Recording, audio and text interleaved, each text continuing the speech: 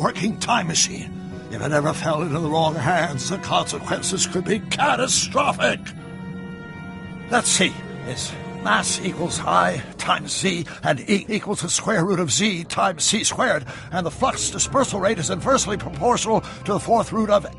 Doc, shouldn't we get out of here before the Libyans show up?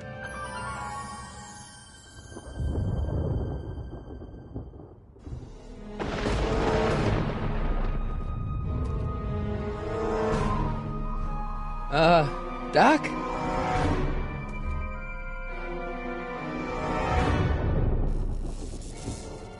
Great Scott! Doc, what is it? I've made a horrible mistake!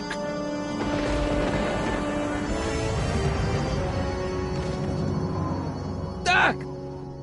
Doc, no! I'm sorry, Marty. Doc, come back! Doc! Doc!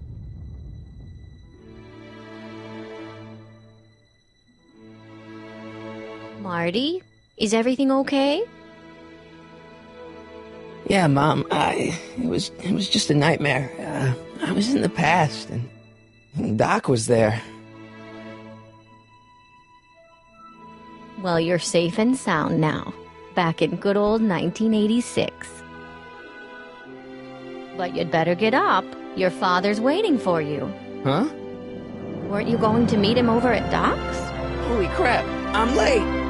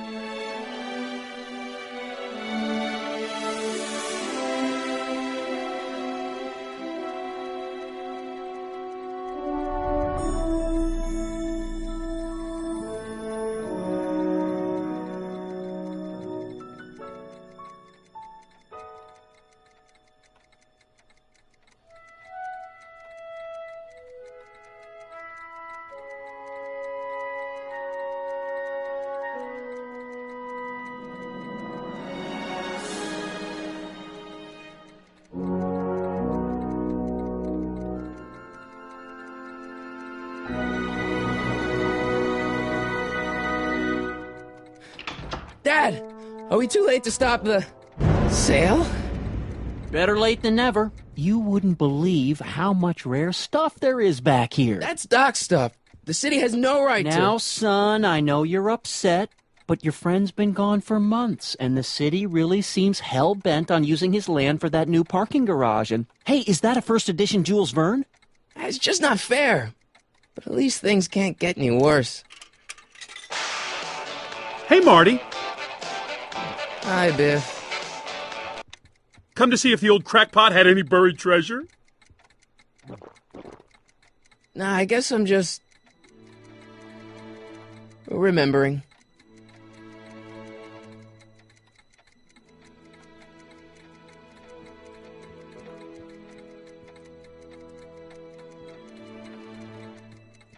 I miss Einstein.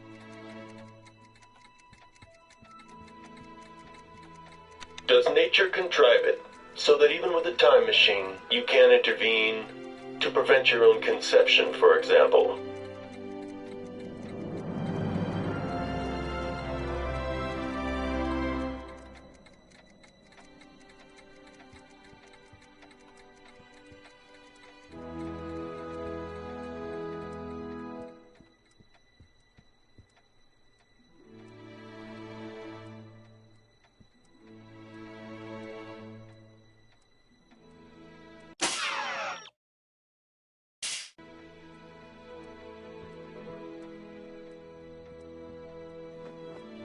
Hey, let me try, Marty.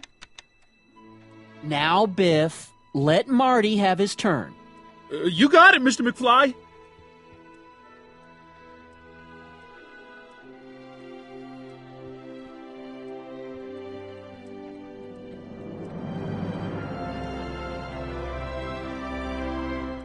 Doc built this model at downtown Hill Valley way back in 1955. The clock tower in the courthouse even works. What the? Is that Doc's notebook in there? Hey, that looks just like the courthouse. You gotta hand it to the old coot. He was good with his hands. Biff, can I see that a minute? This would look great in my fish tank. Give the old carp something new to nibble on.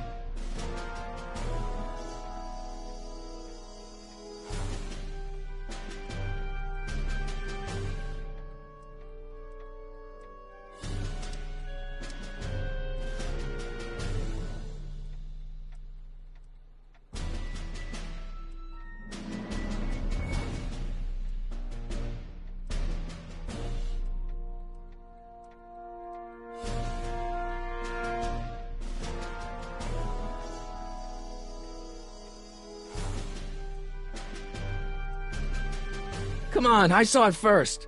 I guess you're right. But I picked it up first. Give it here, Biff. Well, well, looky what we have here. Looks like plans for something. What's a flux catheter? It's none of your business. Doc asked me Brown's worm food, kid. But this looks like it might be worth something.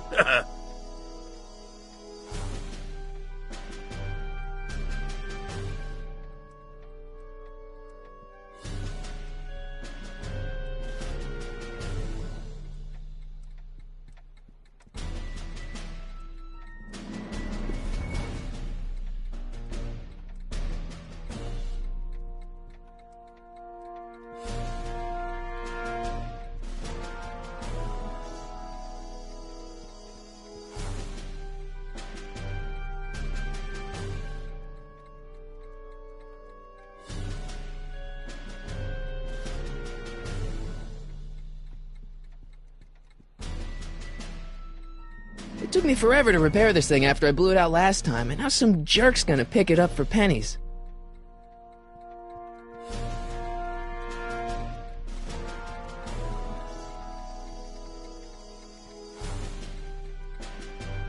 Hey, Dad.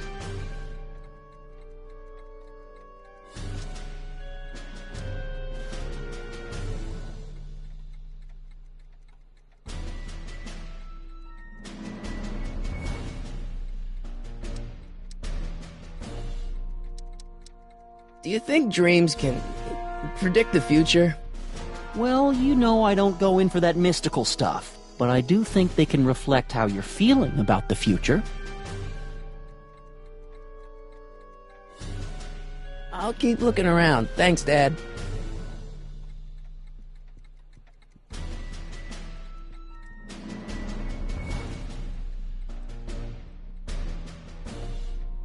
Hey, Biff.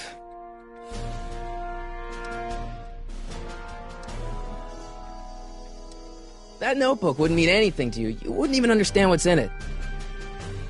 You calling me ignorant?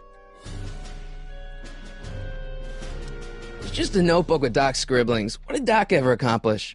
Nothing. Then it's worthless, right? If it was really worthless, you wouldn't want it so bad. I only want that notebook because, well, I'm sentimental. It's like a piece of Doc. Doc's dead. Time to get over it and move on.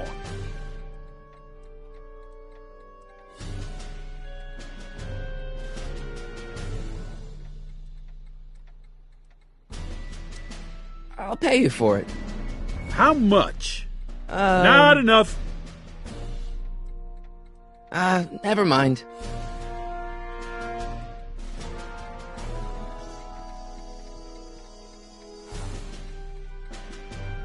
Hey, Dad.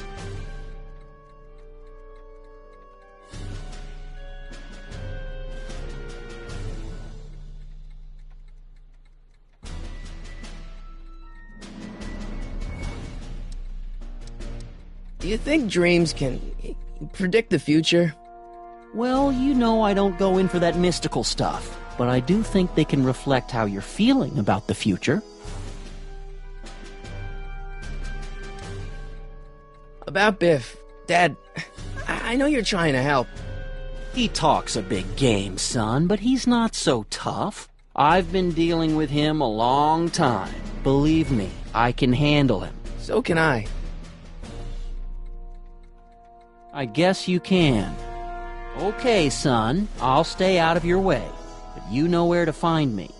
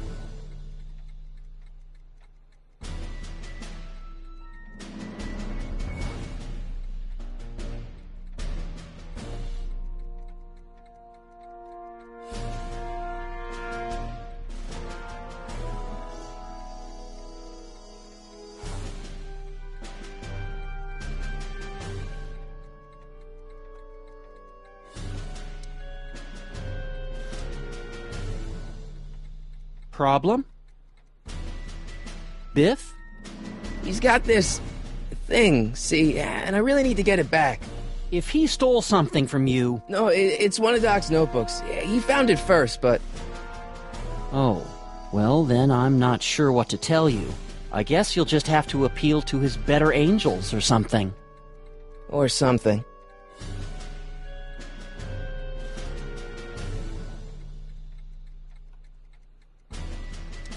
I'll keep looking around. Thanks, Dad.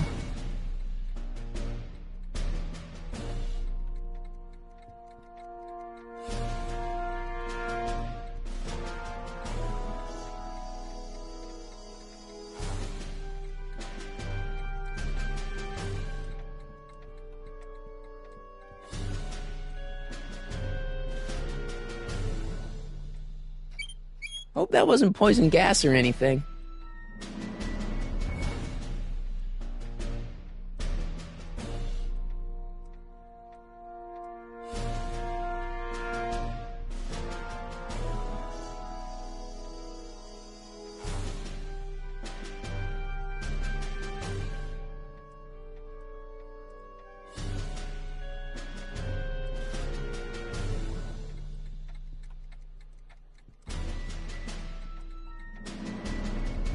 Looks like a hand-crank lightning rod, or maybe a lightning-powered pencil sharpener.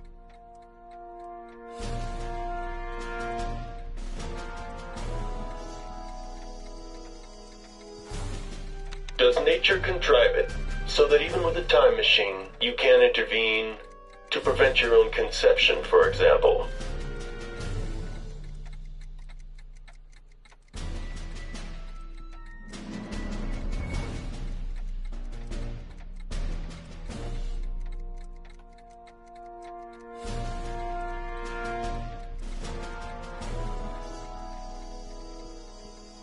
Hey, Dad, why's my guitar got a price tag on it? Sorry, son. Must have been an overzealous clerk. Just pick it up. I'll iron things out with the bank.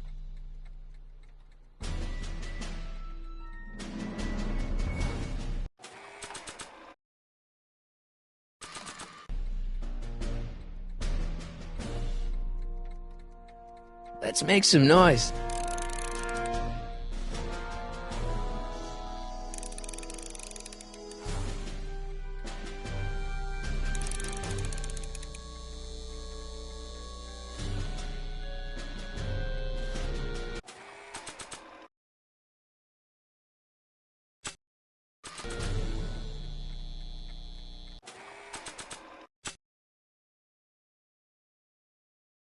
I keep this picture of my dad to remind me that even the most hopeless losers can grow up to be pretty cool guys.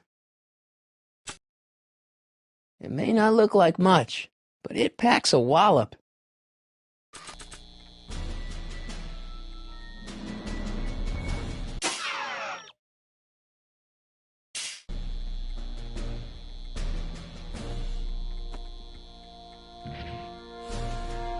Here's an oldie, but a goodie. 1, 2, 3. Hey, look! It's Chuck Butthead. Let me show you how it's done.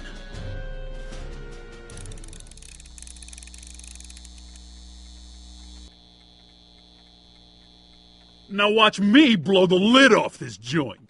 Whatever you say.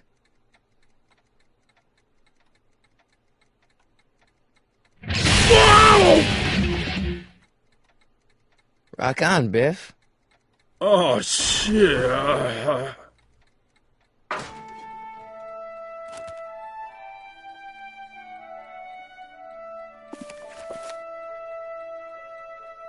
Doc, where are you?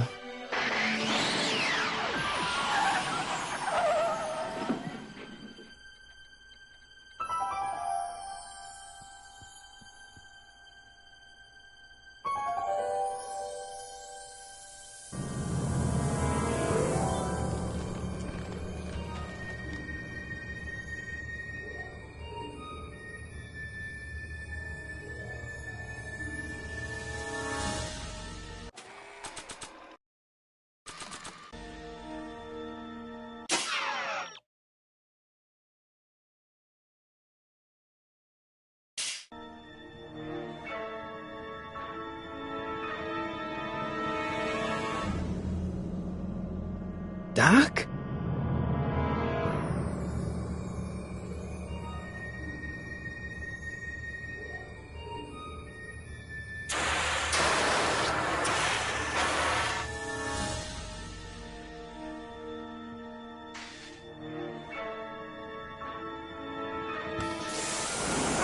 Frankenstein!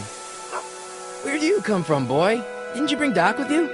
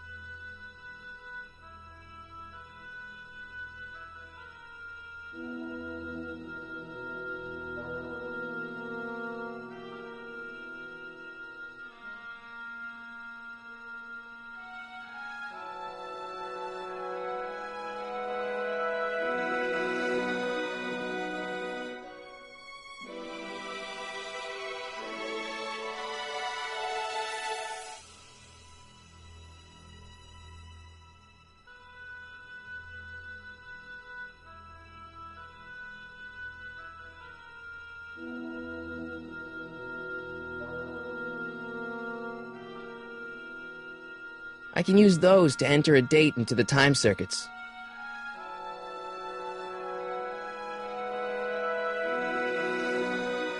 Okay, Doc, I know I haven't seen you in a few months, but I'm pretty sure this isn't your shoe.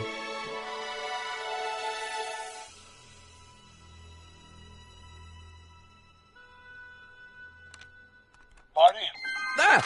Marty, if you're hearing this recording, then the DeLorean's automatic retrieval feature is a resounding success.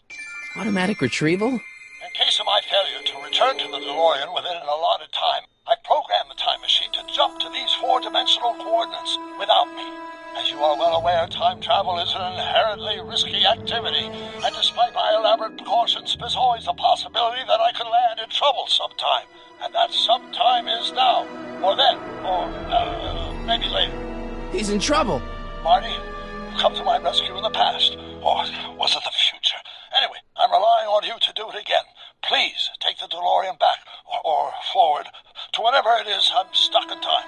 When you get there, I'm sure you'll figure out what to do. That's it? Aren't you gonna tell me when that is? Just go to the date specified on the time circuit readout under the heading marked Last Time Departed. Good luck. Right. Last time departed. Oh, jeez. Come on. Crap! Oh, great. How am I supposed to find him now?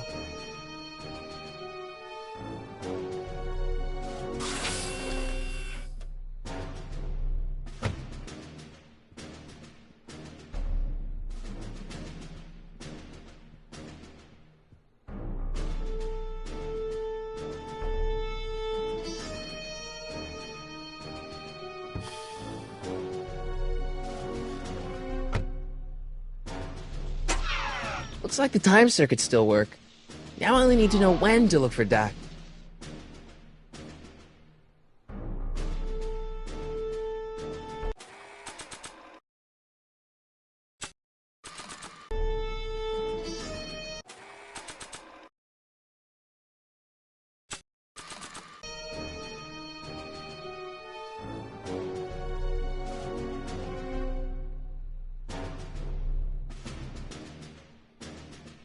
Nah, I don't think so. Maybe not. Not sure what that...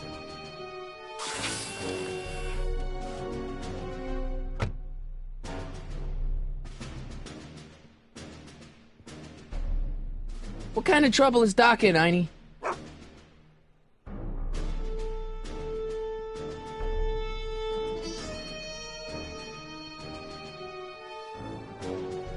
What kind of trouble is Doc in, Einie?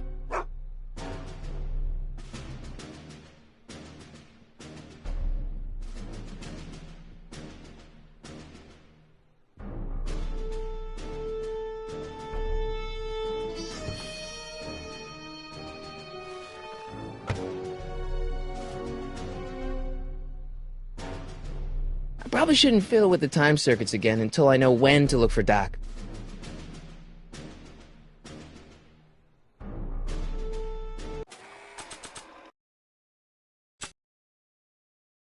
This time-traveling shoe is my only clue to finding Doc.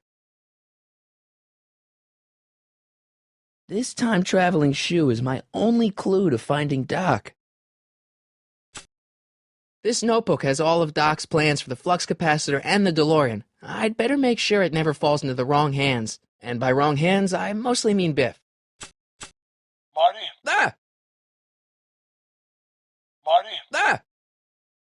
Marty? Ah! Marty? Ah! Marty? Ah! Not sure what that...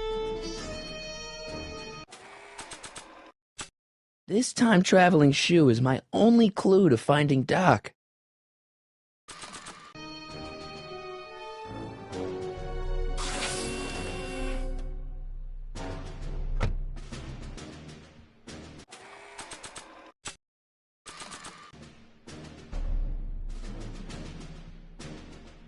What do you know about this shoe, Einie? Great Scott! I think he's onto something!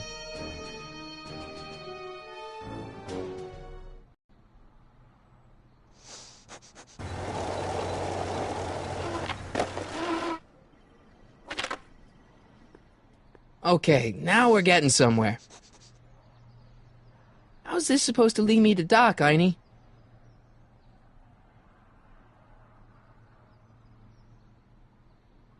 What kind of trouble is Doc in, Einie? Why couldn't Doc have invented a dog translator?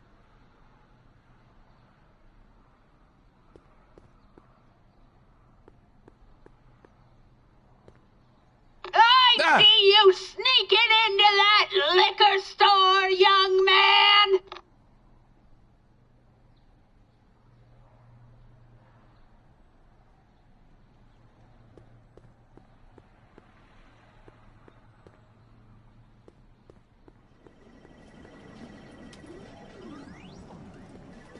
Starbase 0. I hope Jimmy's fixed the Wild Gunman machine. I guess there's time for a quick game.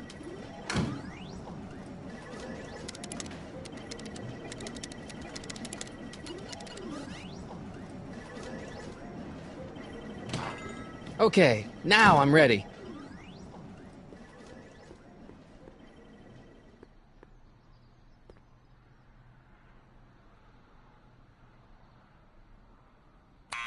Step away from the door! Ah!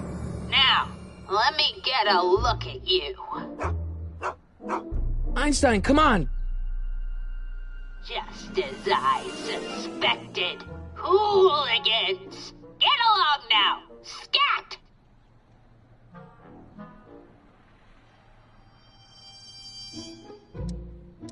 I'm not a hooligan, ma'am. I'm a teenager. I wasn't born yesterday, young man. Aren't you the miscreant who skateboards through the town square every morning between 8 and 8:30 in a decidedly unpunctual manner? Yeah? All skateboarders are hooligans. It's a fact. Look it up.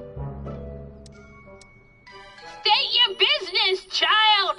You're making me miss Merv. Well, see, that's the thing. I'm not sure why I'm here. Einstein here brought me, and... Well?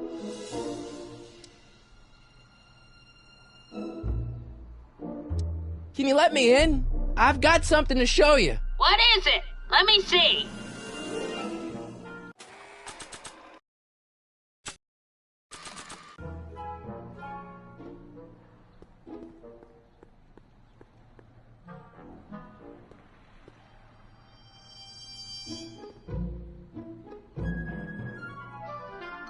I haven't got all day.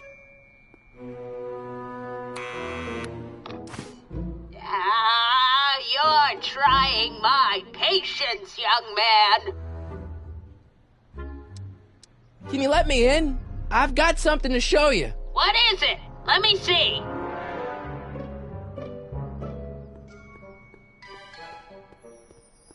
Not sure what that...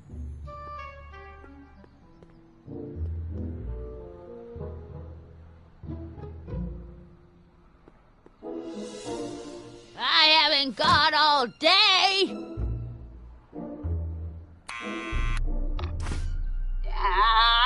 You're trying my patience, young man. E. Strickland? You aren't related to, Vice Principal Strickland, are you, ma'am? Not that it's any of your business, but I'm his sister, Edna. Oh, and you're one of those McFly slackers, aren't ya? Yes, what's old man Strick? I mean, what else has your brother been saying about me? Nothing I couldn't have deduced for myself, slacker. State your business, child. You're making me miss Merv. Well, see, that's the thing. I'm not sure why I'm here. Einstein here brought me, and... Well? State your business, child. You're making me miss Merv. Well, see, that's the thing. I'm not sure why I'm here. Einstein here brought me, and... Well? Can you let me in? I've got something to show you. What is it? Let me see.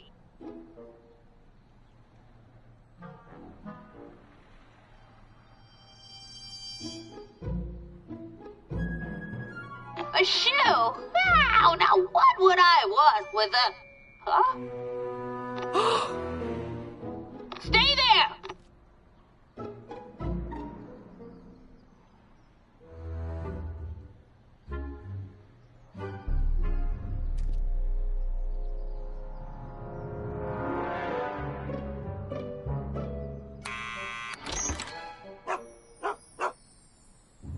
Leave that creature outside! Sorry, Einstein.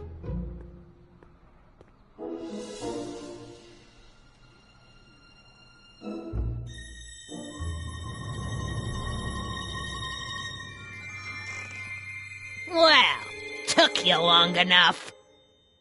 There's a lot of stairs. To return the shoe, I mean.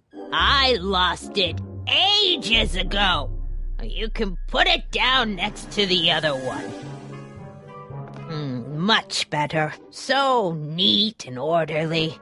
I suppose you'll be wanting some sort of reward now. No, All I've got is tea and candy. But... I'm sorry I called you a hooligan. I try not to jump to conclusions, but after all, 9 out of 10 people in this city are hooligans. It's a fact. Look it up.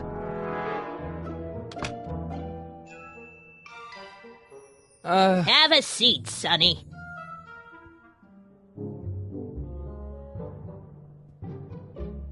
Hey! You kids! Put out those cigarettes!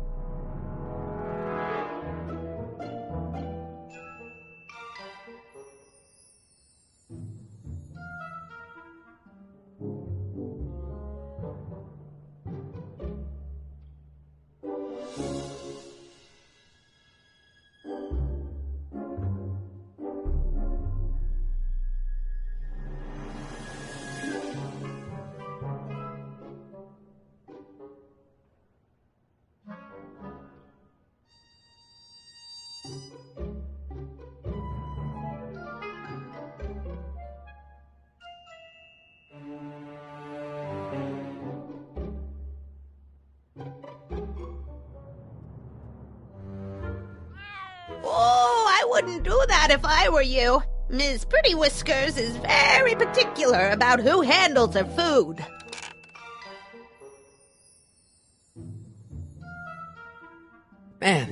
She keeps it hot in here. That's the kettle. I'll be right back with some tea. And don't touch anything.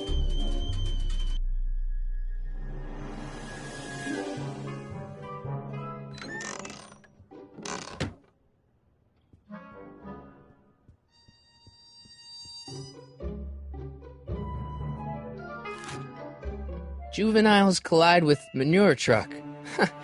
Nice picture.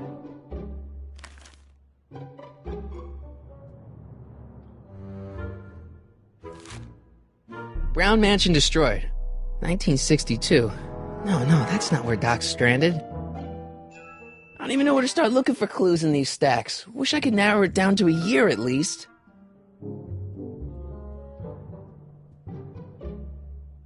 Jeez, they all look like they've got sticks up there. What's that, dear? Nothing.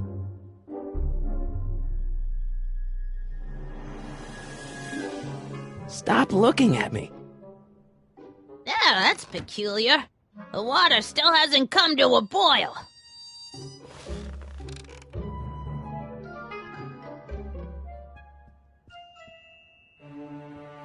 Miss Strickland? Jack! Diane! I know what you're doing behind that tree! Yes?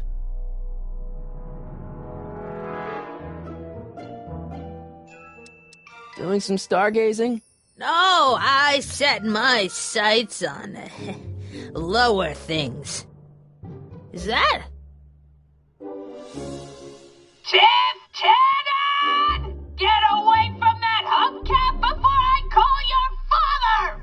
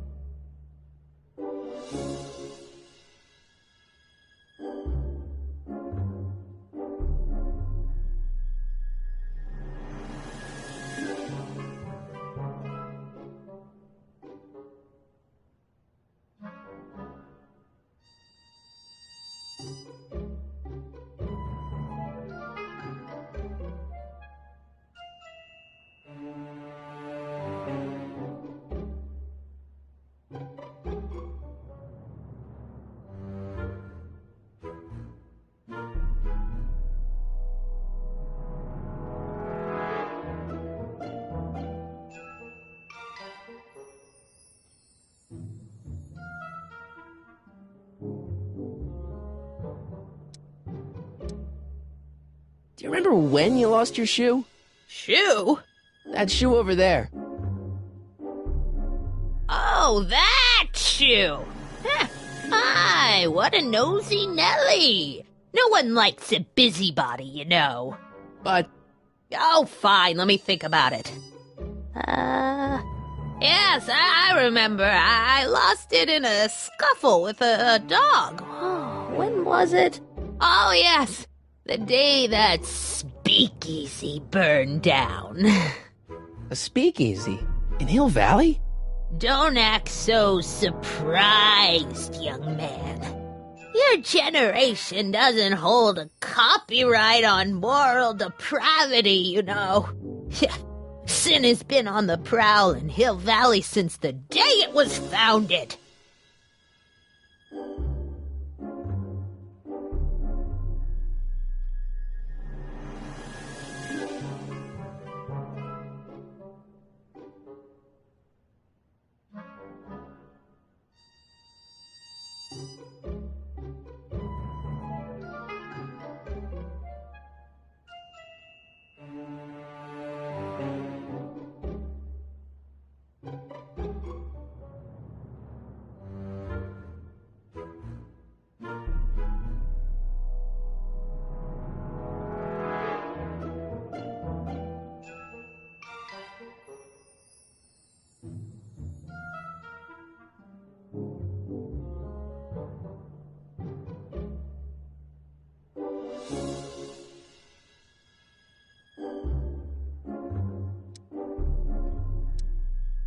Wow, a speakeasy. That must have been wild.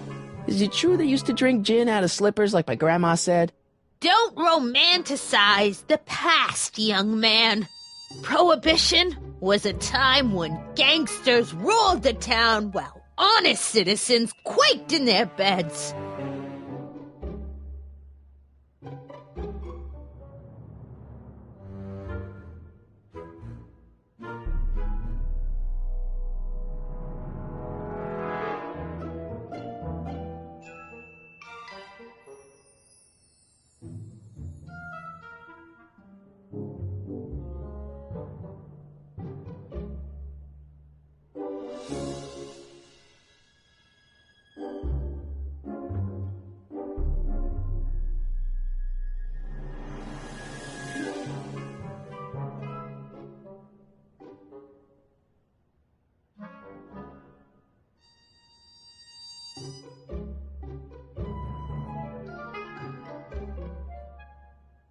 So where was it?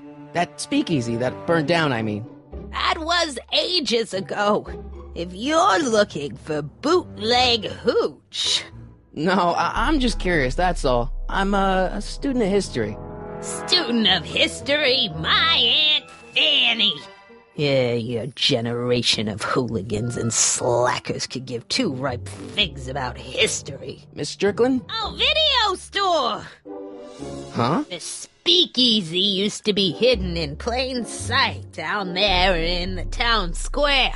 Right where that disgusting videotape rental store squats today. So the video store building must have gone up after the speakeasy burned down. The following year, as I recall.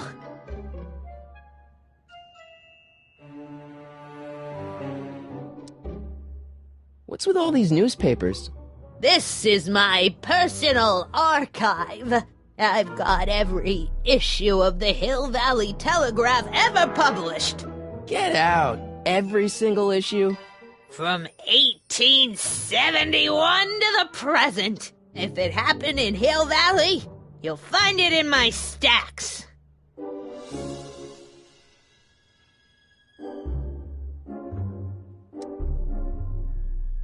I guess somewhere in these stacks there must be an article about the speakeasy burning down. Naturally. I probably wrote it myself. I was quite a reporter back in the day. Any idea what date that article came out? Well, obviously the day after the speakeasy burned down. Don't let me keep you from your business. You there! Don't even think about tossing that Kleenex on the ground!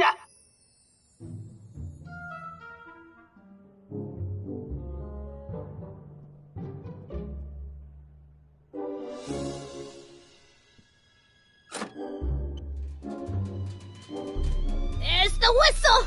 Surely the water's boiling by now.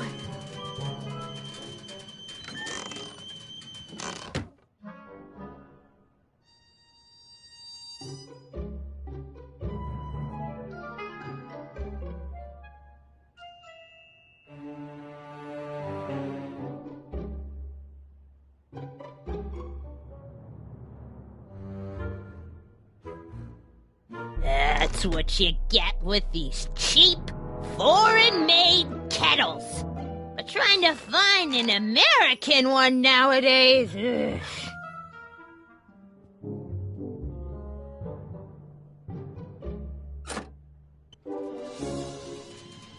There's the whistle! Surely the water's boiling by now.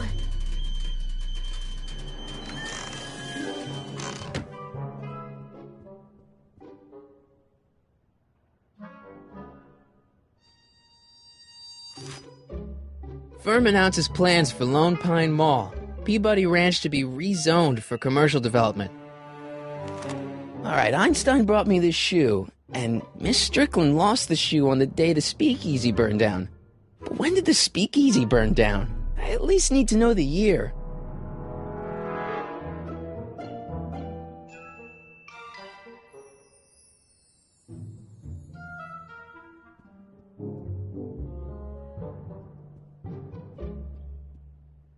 I'm gonna write a sternly worded letter of complaint.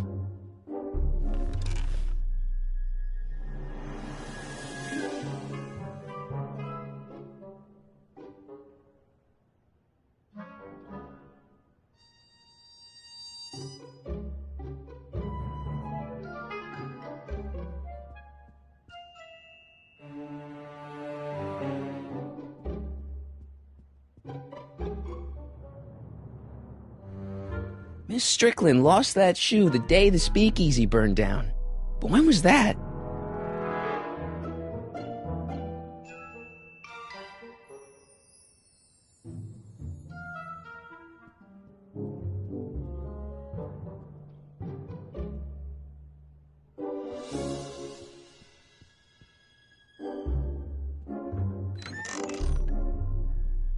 Miss Strickland, about your tea. You forgot to turn on the... You! It's spelled with a U! You illiterate vandal!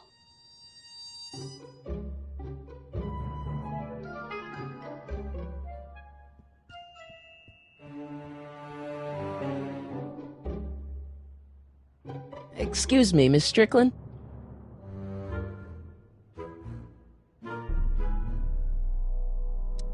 I guess somewhere in these stacks there must be an article about the speakeasy burning down.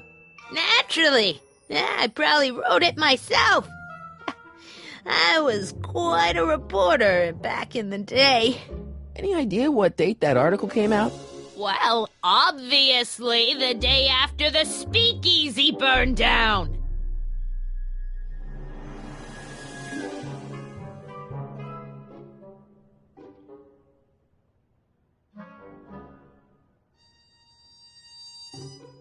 So the video store building must have gone up after the speakeasy burned down.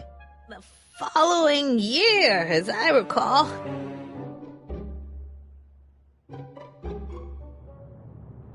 Don't let me keep you from your business.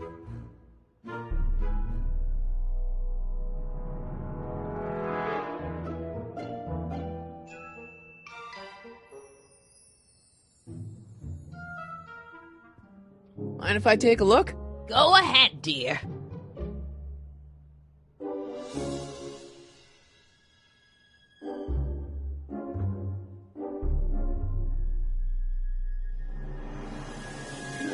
Rebuilt in February 1932. So the fire must have happened before then. But when? I need a date. Don't look at me. I'm far too old for you.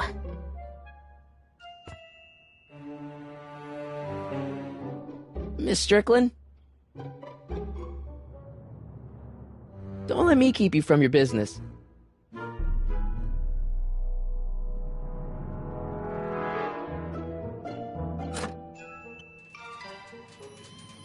There's the whistle! Surely the water's boiling by now.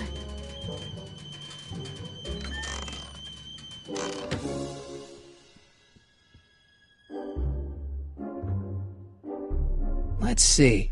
Ground broken on site of former speakeasy, singer vanishes, Hill Valley Expo delights crowd, soup kitchen exposed. Here we go. Speakeasy arsonist slain.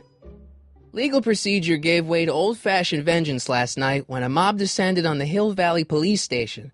The suspect in the speakeasy arson case, a drifter known as Carl Sagan, was pulled from his... Carl Sagan? It's Doc! Killed by a mob. What's the date? June 14th, 1931. Jeez, I gotta rescue him. My newspapers! Sorry, Miss Strickland. Let me... No! You've gotten my history out of order! Oh, do you know how long it'll take to fix what you've done? Oh, get out! Get out! Get out! Help! Police! I'm being attacked by hooligans!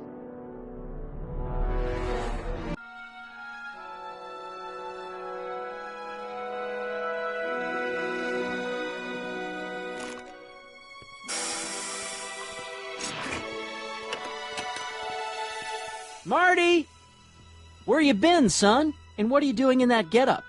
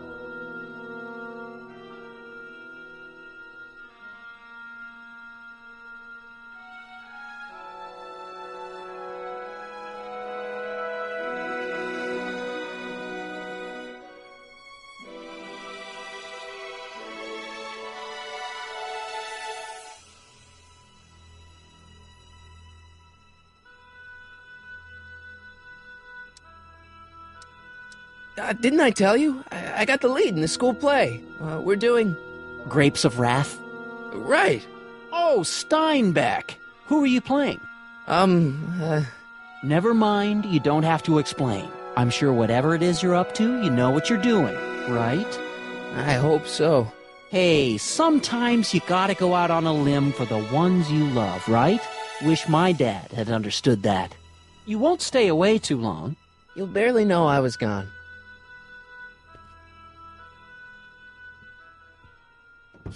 You ready to go, Einstein?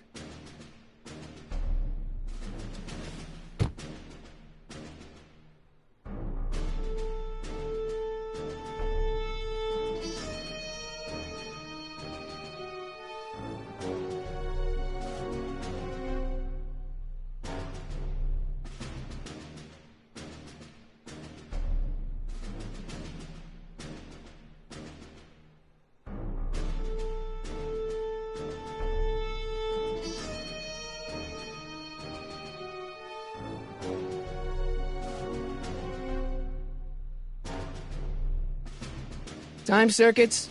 On. Flux capacitor? Fluxy.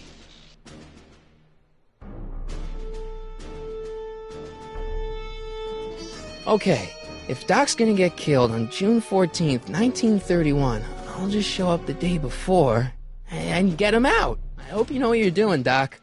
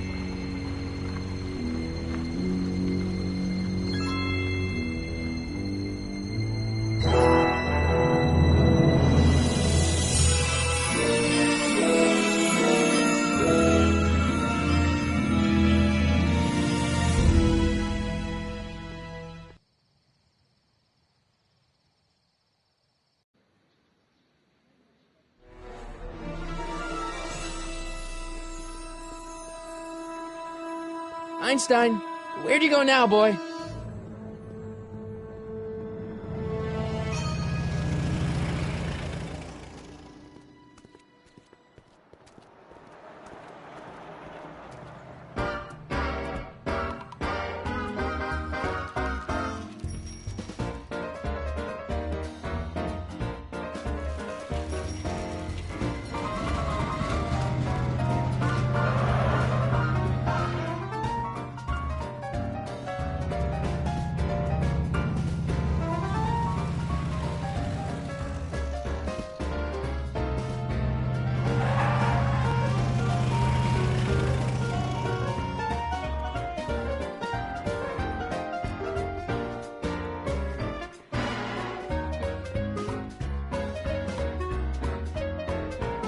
Young man!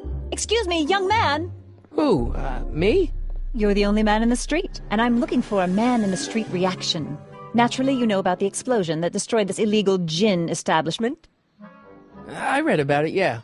What's your opinion of Carl Sagan, the stranger who single-handedly did what the law has been unable to do for 10 long years, namely, rid Hill Valley of the scourge of liquor?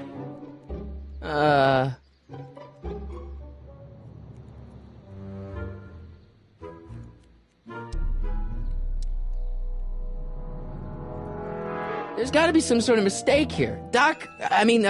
Carl wouldn't do something like that. It's surprising the lengths a person will go to when it's a clear-cut matter of right and wrong. You've got an honest look about you. You do support the side of righteousness, I trust.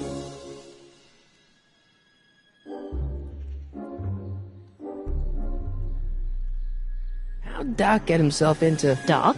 Doc is his nickname. I'm good friends with Carl. You are? Really? Oh, but I need an unbiased opinion for my story. Pretend you don't know him. How would you feel about his heroic act of destruction? You can mark me down as a supporter. The young man said, flashing a boyish yet virile grin. Hill Valley needs more upstanding youths like yourself. Do you have a message for the vicious gangsters who still roam these streets, no doubt plotting to corrupt our citizens with another den of booze, sin, and debauchery?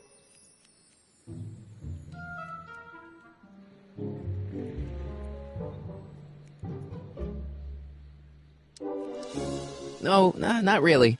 That's the spirit. Destroy them with indifference. If we refuse to patronize their establishments and glorify their wicked exploits, they'll soon be exposed for the pathetic wretches they are. May I get your name? Yeah, it's...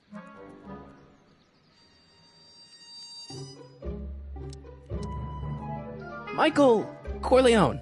Thank you for sharing your candid opinions, Mr. Corleone. Edna Strickland, Hill Valley Herald.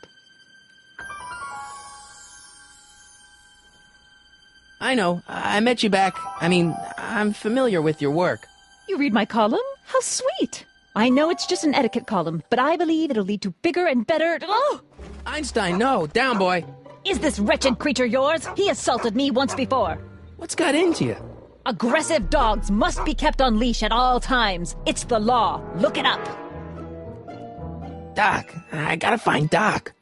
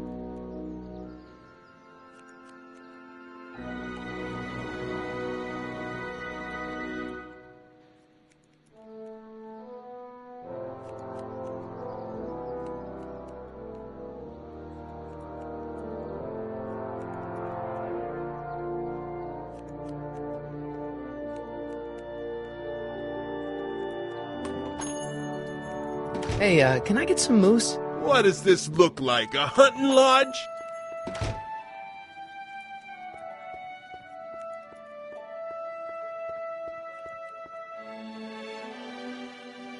I'm not so sure I want to stay in a place that welcomes transients.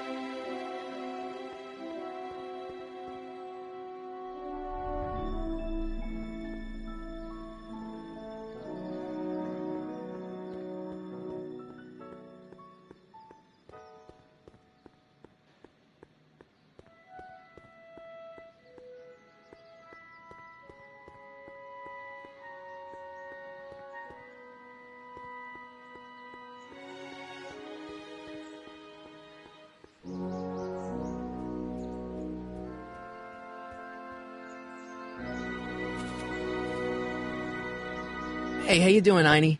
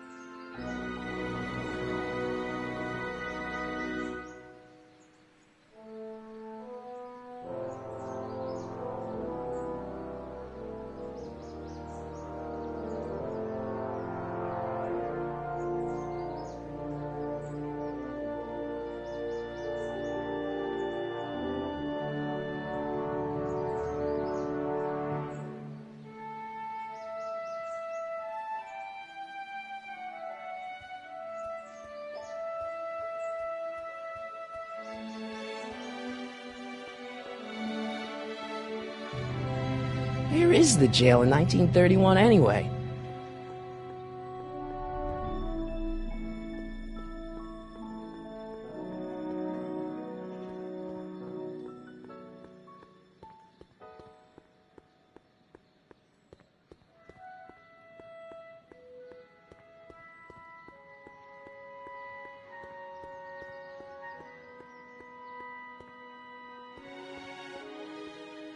Doc! Marty! Doc! What are you doing here? You sent for me, Doc. I did? When?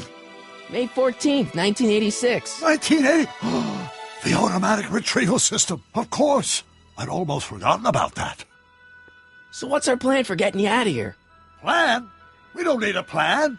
We don't. Not in the slightest. The police picked me up for that speakeasy fire a couple of weeks ago, but the DA hasn't got a case. They're releasing me tomorrow morning.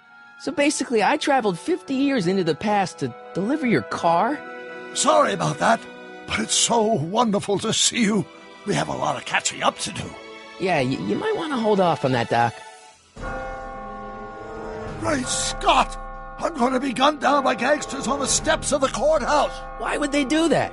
Guess they didn't approve of my burning down their speakeasy. Very funny, Doc. Maybe now we should come up with a plan? A plan, right. But what?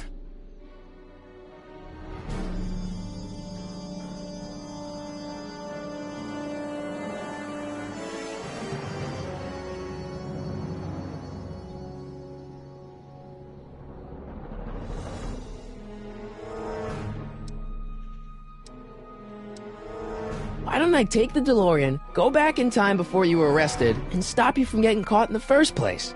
Don't even think about it. Without my unjust incarceration, the events that sent you into the past might never happen, resulting in a paradox of continuum shattering proportions. Jeez, we've been back together for 5 minutes, Doc, and you're already talking about the end of the universe.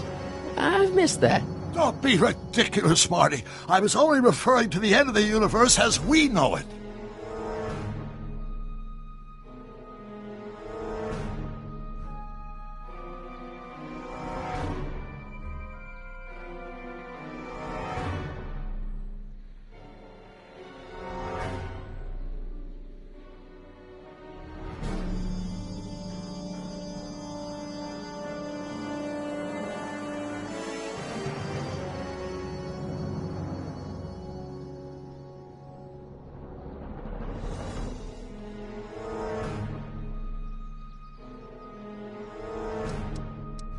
Why don't we try to tough it out? Now that we know what's coming, maybe we sneak it past the gangsters with a bulletproof vest or something. That might work with 1 or 2 bullets, but from the looks of this article, it appears that I'm going to be mowed down in a hail of Tommy gun fire that rendered the innocent stranger little more than a pulpy mass of bones and gristle. Who writes like that? According to the byline, one Edna Strickland. I should have guessed. Why don't we tell the authorities? Tell them what? That my friend from the future has proof that I'll be murdered tomorrow? They'd ship us both off to the loony bin. And trust me, you don't want to see the inside of a 1931 insane asylum.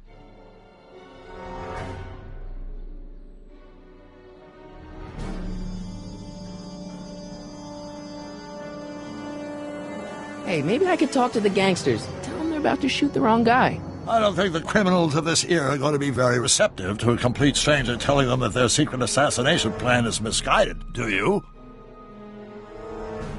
Well, I suppose I could just get some dynamite and break you out of jail. No, that's far too dangerous. Not just to me, but to random innocent people in the past. The repercussions could be... That's it! What's it? My rocket-powered drill. You have a rocket-powered drill? Not yet. I haven't built it yet. You've lost me, Doc. Listen, a few months ago, my 17-year-old self sent in a patent application for a rocket-powered drill. I abandoned the project after I never heard back from the patent office, but the prototype should be nearly complete. Great, I'll just run back to your lab and... No, I said nearly complete. You'll need me to help you finish it. How the hell am I supposed to sneak a half-finished rocket-powered drill into your cell? Not me! 1931 me! Wait a minute, Doc. You want me to convince your 1931 self to build a rocket-powered drill to break you out of jail? Precisely!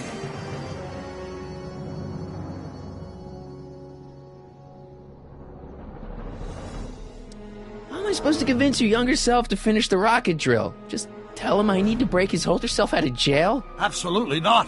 Whatever you do, you can't tell my younger self anything about time travel. I won't come up with the inspiration for the flux capacitor for another 24 years. Then what am I supposed to... Just be your charming self. From what I remember, I'm a pretty easygoing kid, so enlisting me in a scientific adventure should be a piece of cake. Won't talking to yourself cause, irreparable damage to the space-time continuum or something? It should be fine. I've already invented the idea of the rocket drill. You've just got to goad my younger self into finishing the prototype.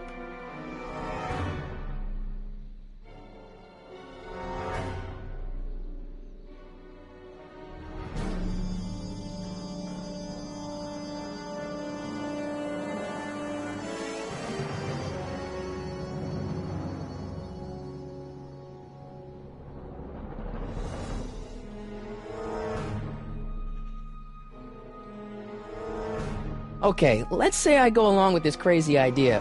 Where can I find you? I mean, the other you. How should I know? It was over 50 years ago. Why don't you go over to the soup kitchen next door and give my house a call? They'll know where to find me.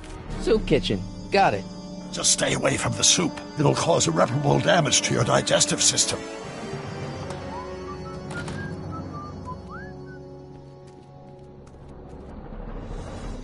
I guess I better get started. Don't worry, Doc. I'll get you out of here in no time. I'm not worried. Once you and my younger self put your heads together, you'll be unstoppable.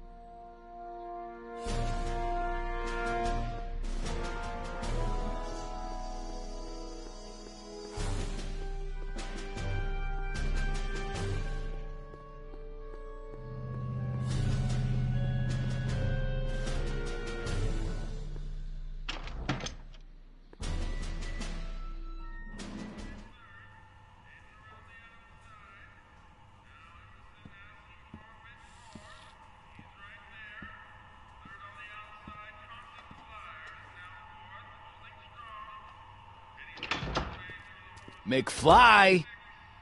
Biff? Kid! Grandpa?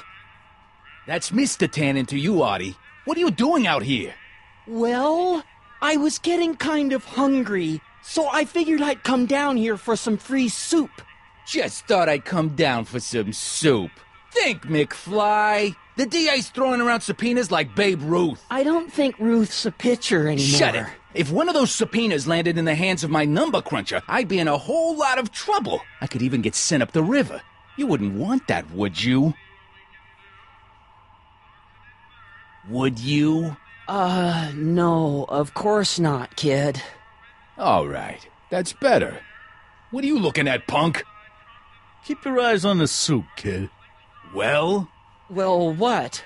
Well, what are you still doing here? Sorry, kid. I'll just run back to the safe house. You do that. And McFly? Yes? That hat's too flashy. You better let me hold on to it. Now scram! You got it, boss. And don't come out until I give you the all clear. I swear, if even one of you mooks could add 2 + 2 without your fingers, I'd dump that wimp into the lake. Hey! Anyway, I'm off to make myself irresistible. Don't let anyone burn down the shop while I'm gone.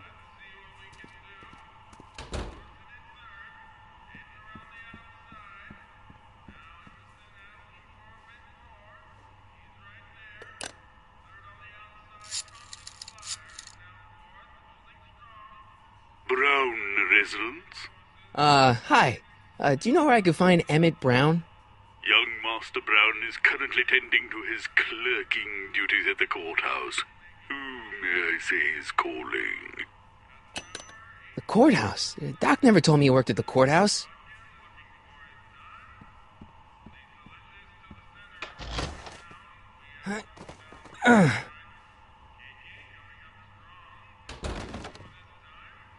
There's no way I'm gonna keep that door open without some help.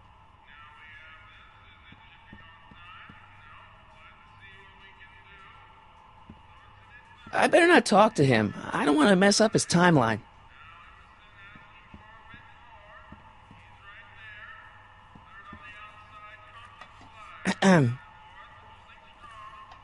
Okay. Hey, never mind.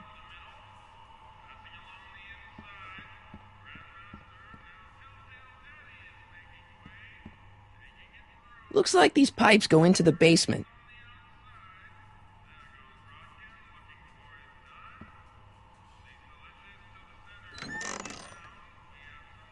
The kitchen's for management only, rummy. Whoa!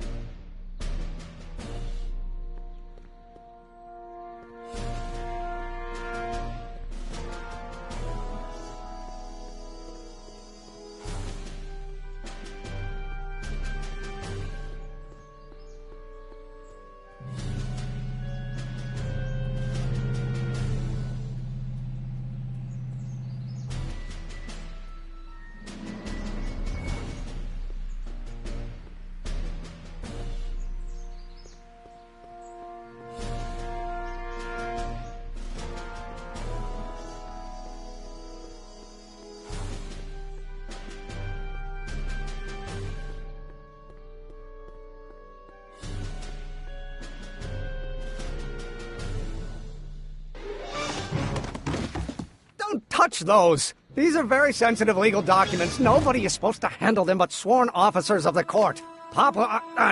Judge Brown says so. Judge Brown? Doc.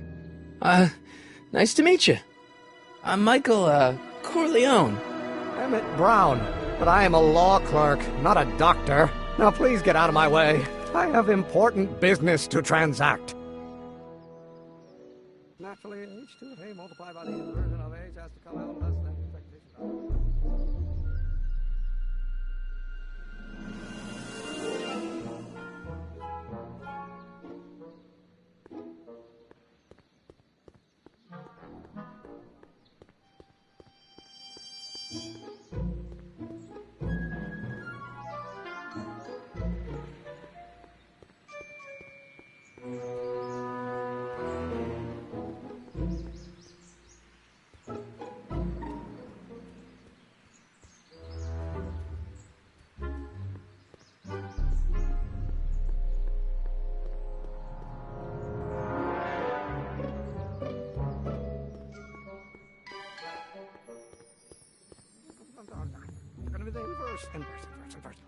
Listen, Emmett, you don't know me, but I'm your friend. I'm not big on friends. They get in the way of work.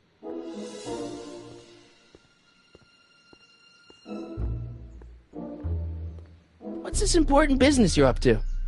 It's a legal matter, very complicated, very abstruse. I need to obtain 5 sets of initials on every copy of this writ of indemnification before before Judge Brown can even think of granting a waiver to the party of the first part. You have no idea what it's about, do you? That's how important it is. So, Emmett, what time are you through with work? Depends. On weeknights, Pop sometimes keeps me in the office till 9. 9 at night? But today's Saturday. Right. So I probably won't get off before 10.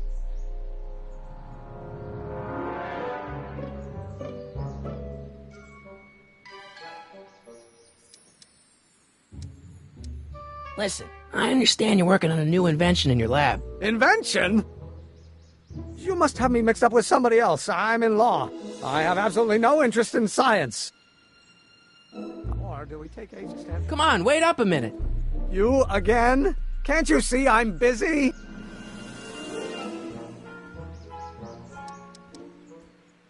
See, I'm sort of in the science business myself. That's why I sought you out.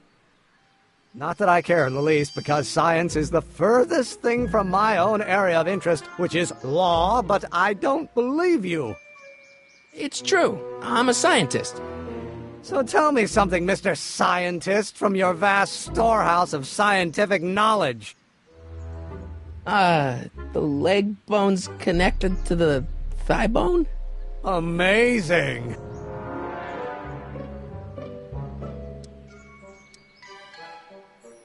Come on, Doc. Emmett, drop the Legal Eagle Act. I got something more important for you to do. Mr. Corleone, I'll have you know that the law is the very mortar that holds society together, and we in the legal profession are like brick masons building the edifice of the future. Your dad tell you that? Every morning. How about you knock off work early and I'll buy you a beer, or soda. What do you say? Don't try to tempt me from my duty with sugary beverages. Keeping the wheels of justice turning, that's my one passion in life. Besides, if I left before 8, my pop would kill me. Sounds like you're a little scared of your father. Scared of my father? Pop is the most learned, just, incorruptible judge that Hill Valley has ever seen. The only people scared of Judge Brown are people with a dark secret to hide. And I don't have a dark secret to hide. Okay, so you don't want your old man to know. That's fine. Listen, we all keep secrets. But I'm telling you, you can level with me about this science project of yours. I am not a scientist. Go ahead, ask me what E equals. What does E equal? I have absolutely no idea. See? I don't know where you got your information from about me, mister, but you're wrong, wrong, wrong. Now, if H stands for one-dimensional harmonic oscillator, then that... Oh, no, H... Will you just give me a chance? Harassment's a federal crime, Mr. Corleone. Come on, you can trust me, Doc. Emmett, it's your future I'm looking out for, in more ways than one. What are you talking about? I'm talking about you and science. Oh, that word again! If you insinuate I'm a scientist once more, I'll sue you for defamation of character! It's gonna be the inverse. Oh, yes,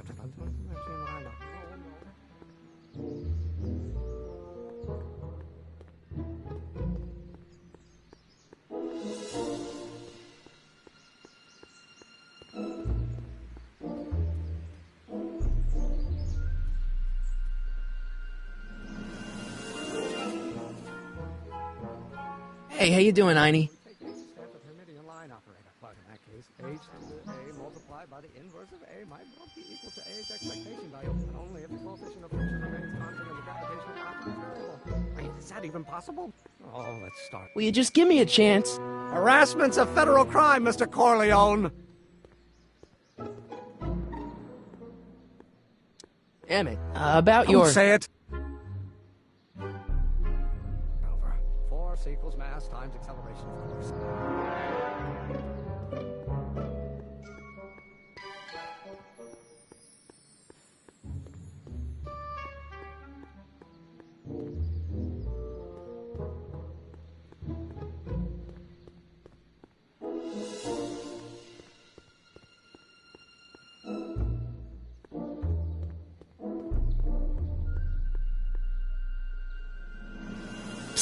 Doc!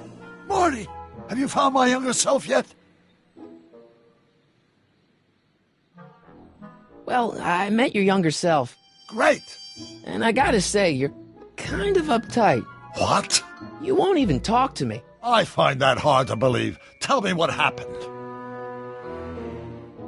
I tried asking him about your rocket drill, but he says he's not a scientist. What? What? Father. What's he got to do with this? In 1931, I was still deathly afraid of my father discovering the truth about my scientific predilections, so I carefully kept them under wraps, practicing science at odd hours, away from his prying eyes. That sucks. It sucked a lot. Fortunately, I eventually stood up to him, but right now, my younger self probably thinks you've been sent by my father to check up on me.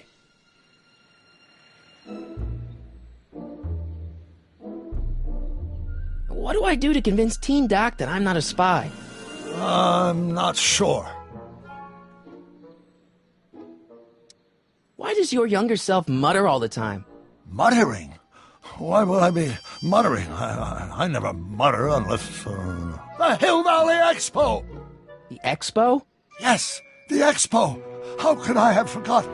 In a few months, the younger me will put on a demonstration at the Hill Valley Exposition, my first public foray into the world of science. Everyone in town will be there, including a number of noted inventors who shaped my career. So, it was a big success? No, It was a miserable failure, but it was a spectacularly miserable failure, one which marked my transition from an amateur garage scientist into a professional seeker of truth.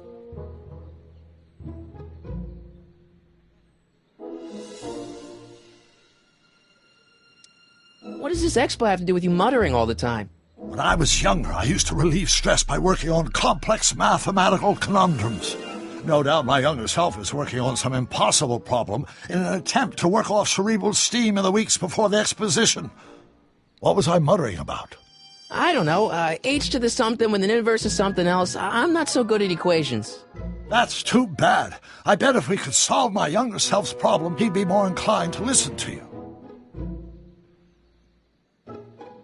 Let's talk about your younger self's problems later. Okay, but don't forget we're on a bit of a deadline here.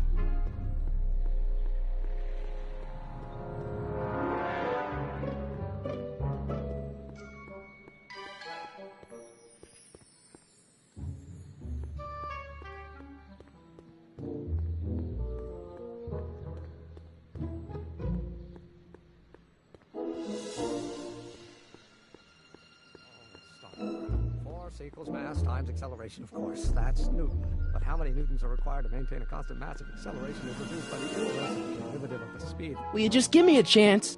Harassment's a federal crime, Mr. Corleone.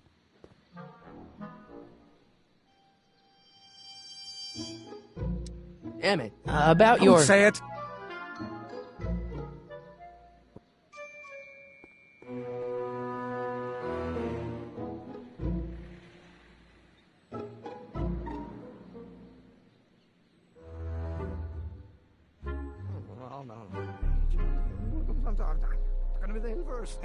Will you just give me a chance? Harassment's a federal crime, Mr. Corleone.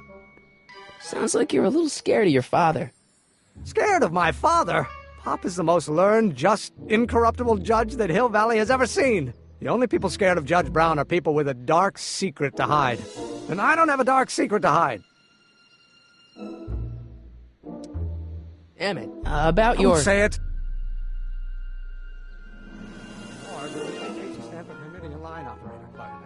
H to the A multiplied by the inverse of A might well be equal to A's expectation value, but only if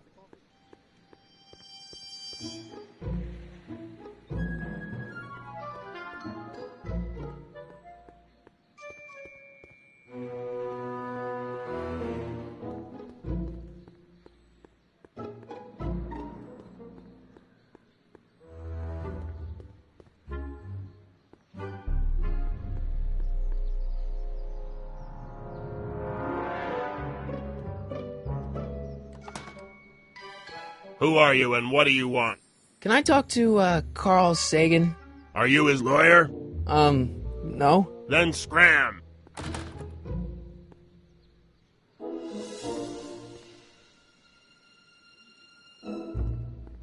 Psst, Doc!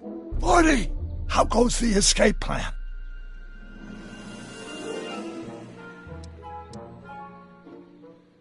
Guess who I bumped into at the soup kitchen? My grandfather. No! Don't worry, I didn't talk to him or change his future or anything. Good. I wish I could, though. This era's tannin is treating him like dirt. Don't worry. If history plays out as it's supposed to, he'll soon be out from under Kit Tannen's thumb and free to live out his life as a humble accountant with your grandma. What was her name again? Sylvia. Right, Sylvia. I'm still not making any headway with your younger self, Doc. Really? What do I do to convince Teen Doc that I'm not a spy? I'm not sure. Maybe if we solve that problem he's working on, he'll be more inclined to trust you. What do I do to convince Teen Doc that I'm not a spy? I'm not sure. Maybe if we solve that problem he's working on, he'll be more inclined to trust you. I still can't figure out what your younger self is muttering about. Blast! If only I could hear him myself. You know, your younger self seems really dedicated to the law. It's a facade, I assure you. I had to keep up appearances to appease my father. I still can't figure out what your younger self is muttering about. Blast! If only I could hear him myself. Let's talk about your younger self's problems later. Okay, but don't forget we're on a bit of a deadline here.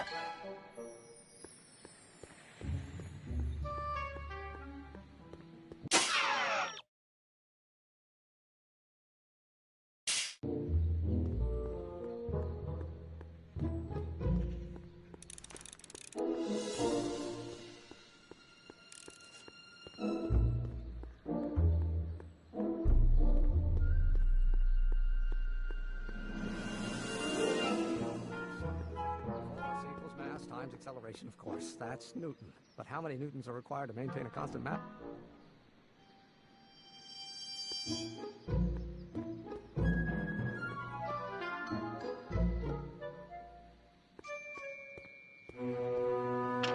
Hello? No solicitors! No, H. I'm going to be the inverse. I have to line up. No, not possible. No. Or do we take H to stand for the Hermitian line operator? Well, in that case, H to A multiplied by the inverse of A might well be equal to A's expectation value, but only if the coefficient of friction remains constant and the gravitational constant is variable. Wait, is that even possible? Now if H stands for one... Will you just give me a chance? Harassment's a federal crime, Mr. Corleone! Emmett, about your... Say it! One-dimensional harmonic oscillator, then naturally H to A. Well, no. I'm going to be the inverse. I have to no. Not small.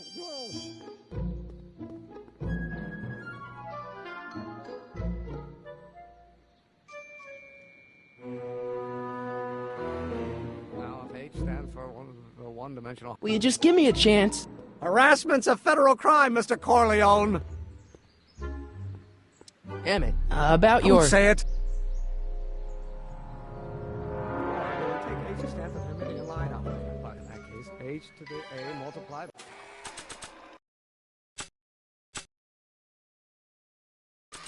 by the inverse... Nah. ...will be equal to A's expectation value, but only if the coefficient of friction remains constant and the gravitational constant is variable.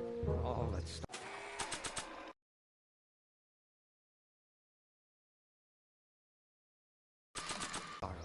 Force equals mass times acceleration, of course. That's Newton.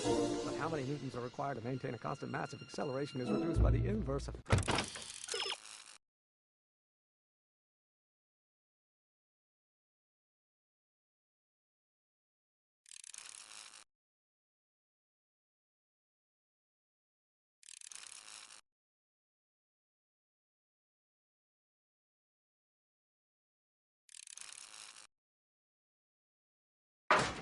derivative of the speed relative to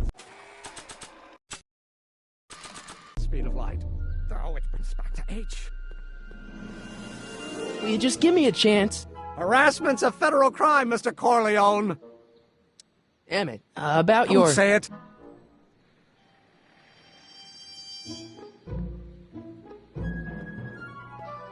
Not sure what that... Not sure what that...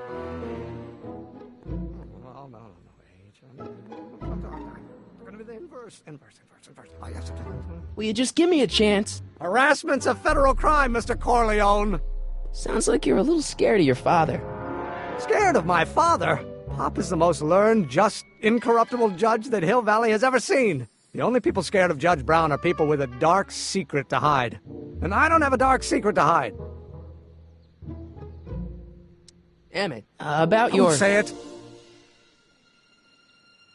Or do we take H to stand for the Hermitian line operator? Will you just give me a chance? Harassment's a federal crime, Mr. Corleone! Emmett, about your... Say it! Well, in that case, H to the A multiplied by the inverse of A might well be... Now if H stands for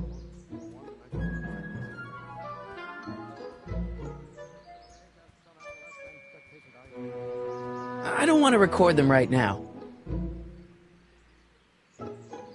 I don't want to record them right now.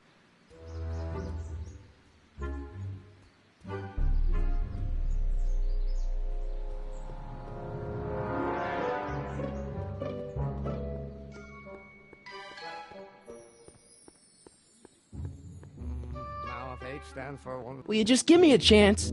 Harassment's a federal crime, Mr. Corleone. Emmett, about Don't your... say it. The one-dimensional harmonic oscillator, then naturally...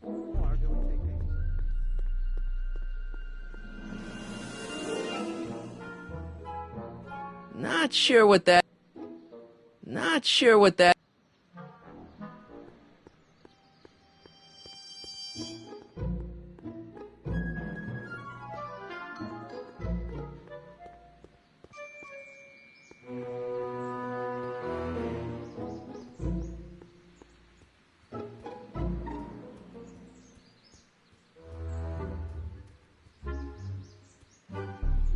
I don't want to record them right now.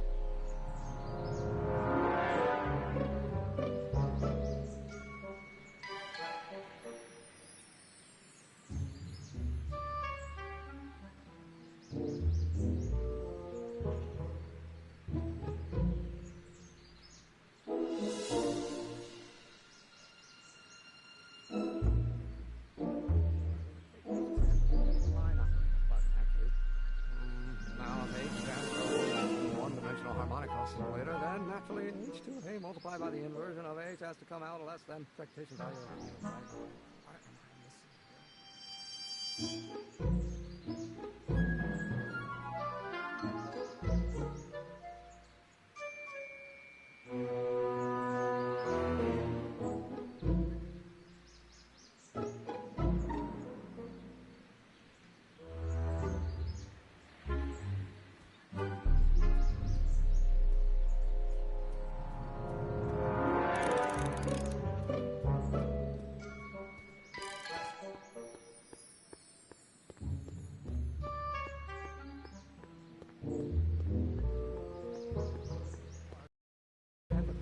line operator, but in that case, H to A multiplied by the inverse of A. Oh, think, Emmett, think. H to the A multiplied by the inverse of A. H to the A multiplied by the inverse of A.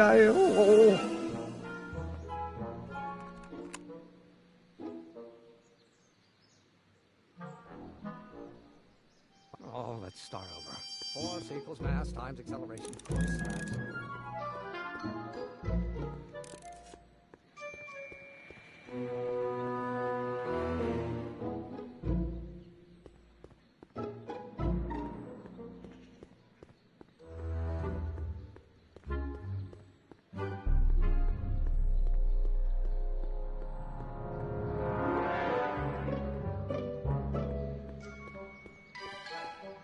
So, Doc, does this ring a bell?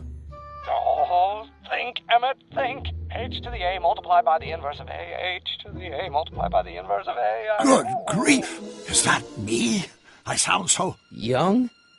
I was going to say intense. I forgot how wound up I used to get. Yeah, but what are you muttering about? Oh, that's easy. It's Ivanov's conundrum. Just tell my younger self that H equals a Hamiltonian operator. Won't giving him the answer mess up the time stream? Only if it turns out that reality is actually nothing more than a holographic illusion created by the interplay of subatomic particles on a vast two-dimensional membrane. So... it'll be fine.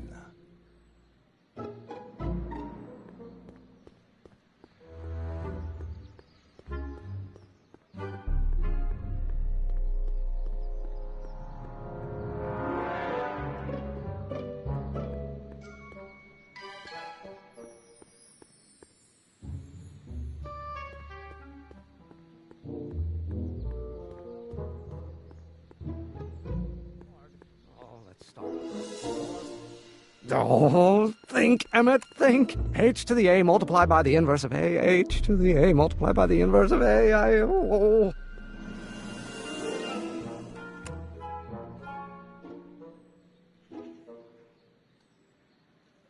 It's equals mass times acceleration, of course. That's new.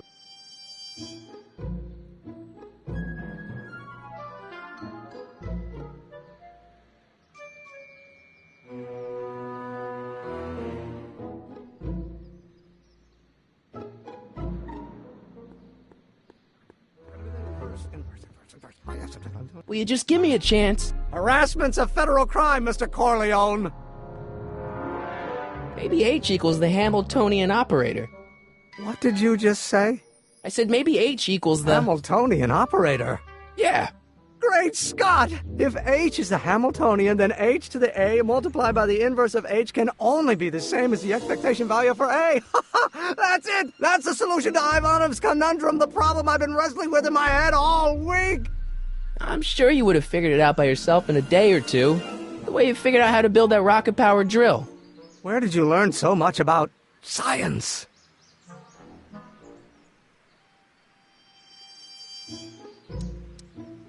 Well, it's like this. You know about my rocket-powered drill? Then there can only be one explanation. What? You're from the patent office! I confess I didn't quite know what to expect when I sent the paperwork, but I never expected this. Welcome! I'm at your service. What can I do for you?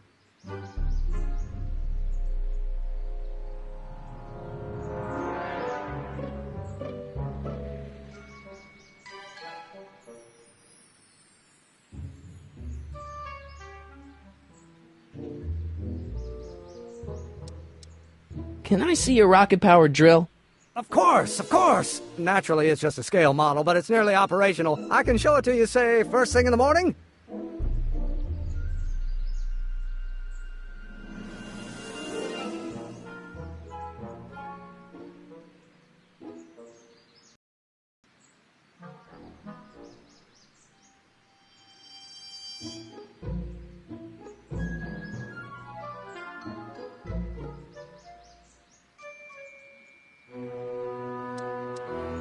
Nah, that's no good. I need to see a full-size model. That's fully operational. Tonight. Otherwise, we'll have to award the patent to a competing inventor, Dr. McCoy. It can't be done! I mean, it might be possible to construct a full-size working model in that time frame, but I haven't got the main ingredient for the fuel. I'll get it for you. What is it? 190 proof grain alcohol. And you know how difficult it is to get a hold of alcohol these days. Especially now that someone's blown up the speakeasy. And besides, there's no way I can get off work until I've delivered the subpoena. It's part of the investigation into the business affairs of Kid Tannen. Is it vitally important you see that rocket-powered drill today? Yes. Is it vitally important you deliver that subpoena today? Yes! Listen, I'll help you deliver it, and I'll see to it you get the alcohol you need. If it'll help you get that drill finished by tonight. Deal? Deal. Here's the subpoena. Arthur McFly? I've got to subpoena my grandpa? Shh! It's Kid Tannen! Hey, I just saw him at the soup kitchen, yelling at Arthur McFly.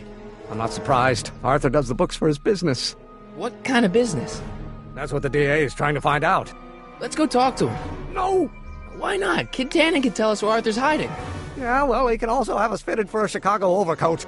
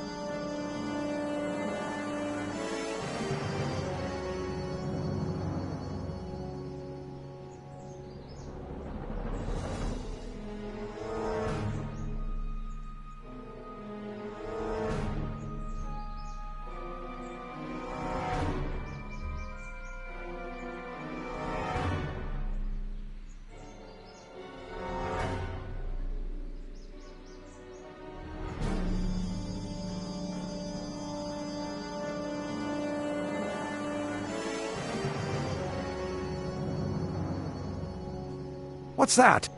Something we're looking into at the patent office. What's it do? It records voices. Amazing! A portable audio recording studio. How does it work? Sorry, it's patent pending. I understand.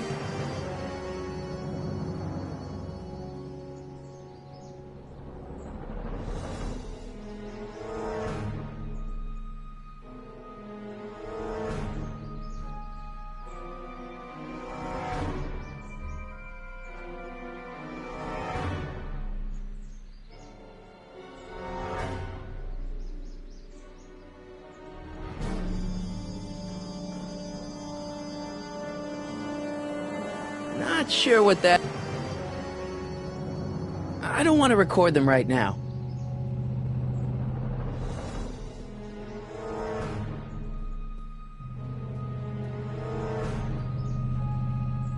I don't want to record them right now.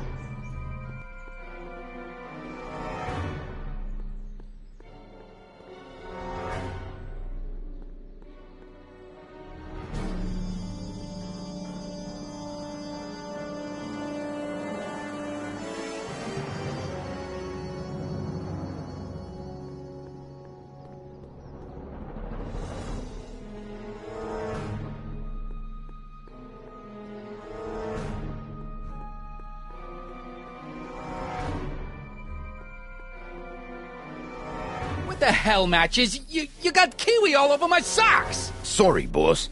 Get out of here! How about you? Huh? I'm sitting at a shoe shine booth. You walk up. Either you're here to shine my shoes, or you got a death wish. Which is it?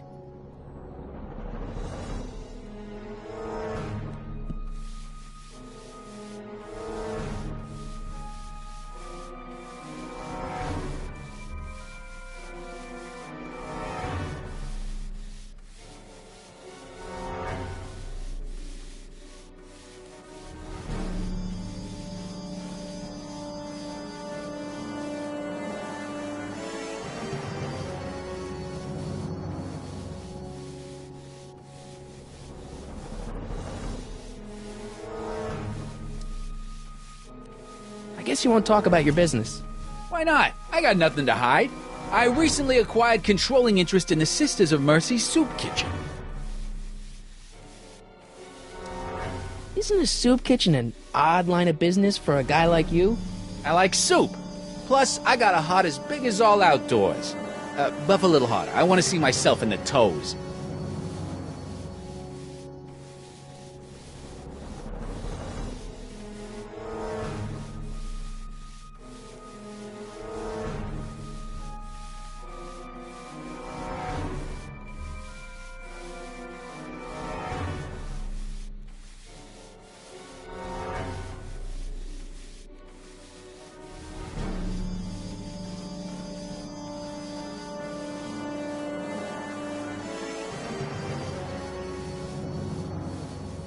I'm looking for a guy named Arthur McFly. He's my, sort of a relative.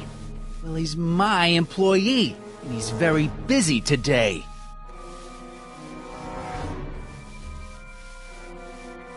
Since you're Arthur's boss, you know where he is, right? He's at the, office. Where's the office? I forget.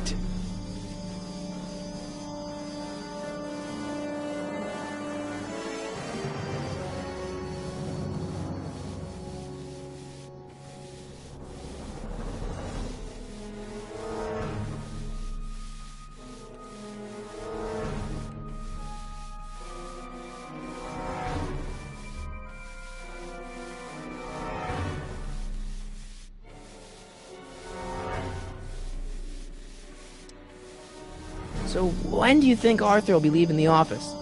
When I tell him he can leave the office. Hey, you missed a spot. Isn't that Arthur McFly's hat you're holding? It was McFly's hat. Now, it's my peanut bowl.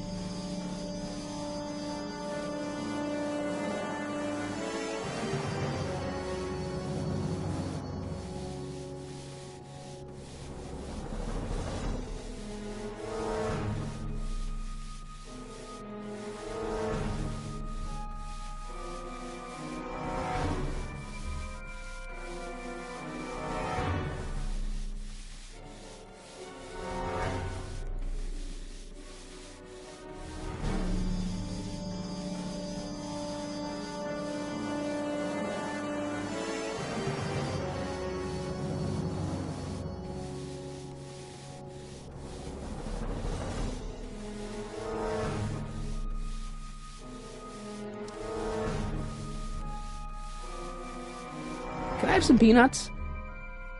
Why not? I'm a magnanimous kind of guy. Go ahead, knock yourself out.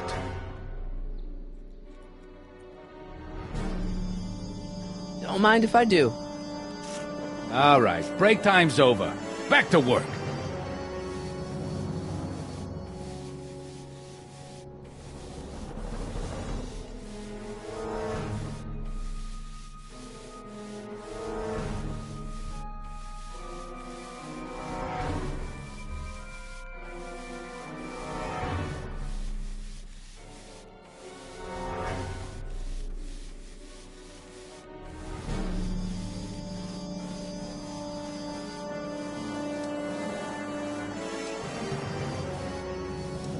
So, one more thing about that hat. You're testing my patience, boy. Could I buy Arthur's hat off you? Could you keep your mind on your work, huh? Shoeshine boy? I'm hanging on to my peanut ball.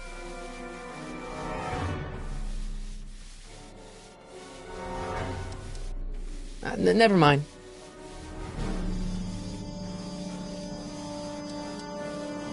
Isn't a soup kitchen an odd line of business for a guy like you? I like soup. Plus, I got a heart as big as all outdoors. Buff a little harder. I want to see myself in the toes.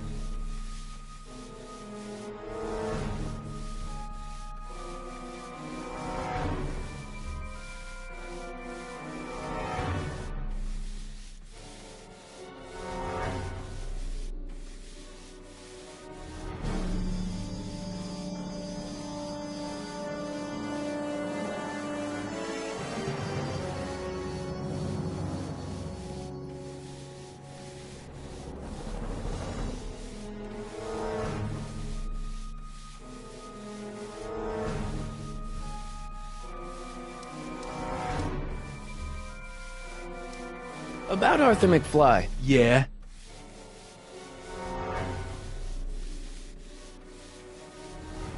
Since you're Arthur's boss, you know where he is, right? He's at the, office. Where's the office? I forget.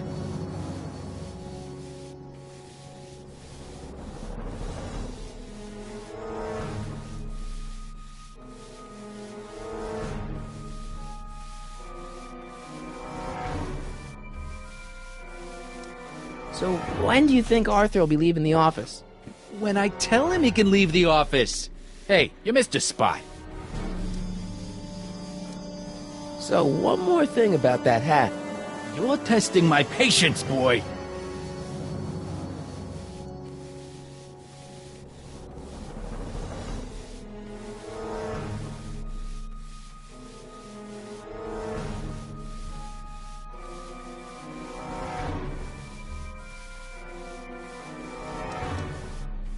Never mind.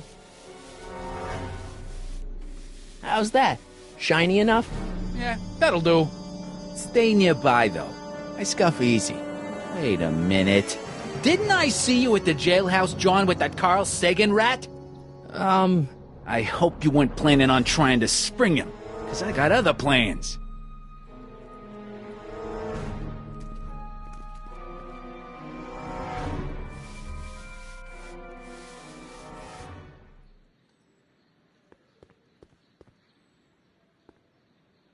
Not sure what that...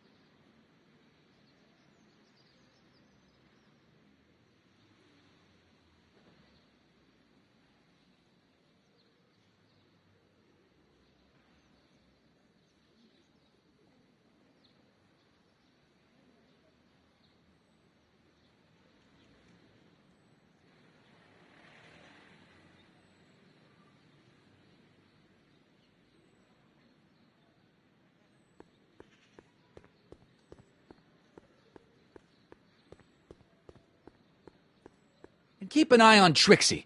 That broad's going all squirrely on me. You got it, kid. Well, you gonna stand there like an okie, or you gonna shine my shoes?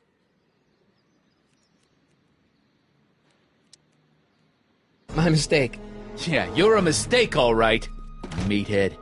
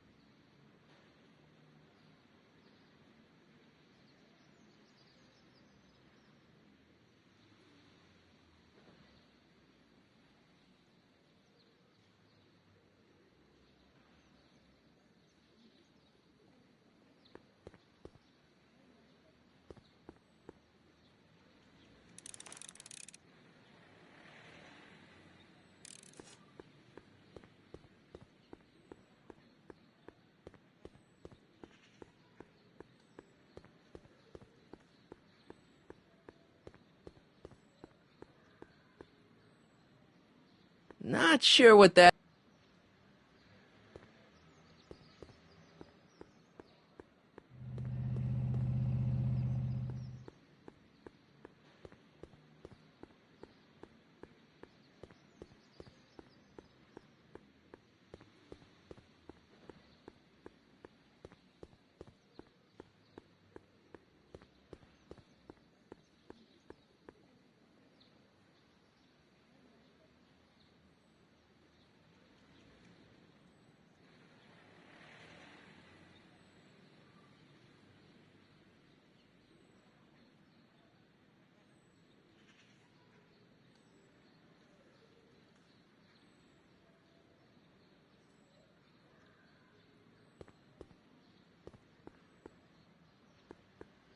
Not sure what that...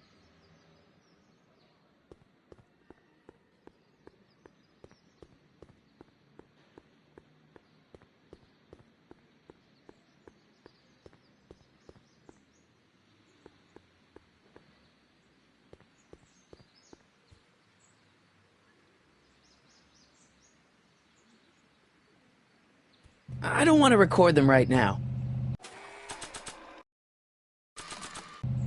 Not sure what that...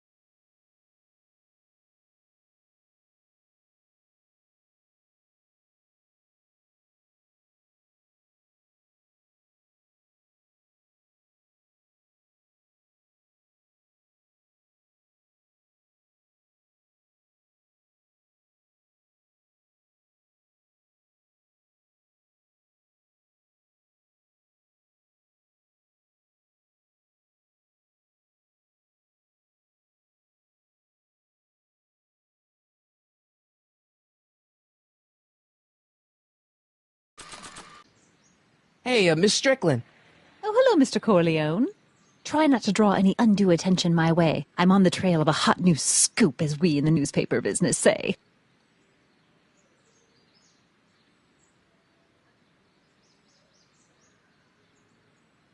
What's the scoop? I've heard rumors that something shady is going on at the Sisters of Mercy soup kitchen. It's under new management, you know. And, oh, we mustn't jump to any conclusions. Not till the facts are in. I hope to heaven it is just a rumor. That soup kitchen is the front line in the good fight. If it goes bad, what will happen to the Stay Sober Society? Not to mention all the charitable institutions that depend on me for soup deliveries.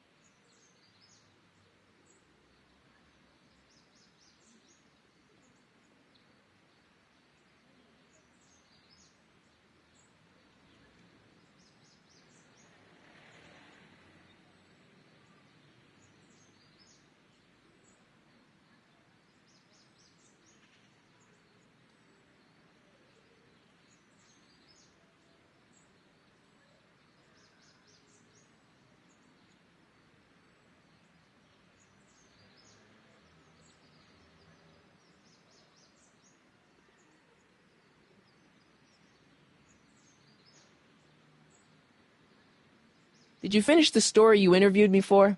About Carl Sagan? Yes, but those pig-headed editors at the paper rejected it. They said my story was slanted, and that I was glorifying a suspected arsonist. As if their stories aren't always glorifying the criminal vermin that run this town. This whole thing makes me so mad I could spit. Though of course I never would. There's an ordinance against it, and it's so untidy.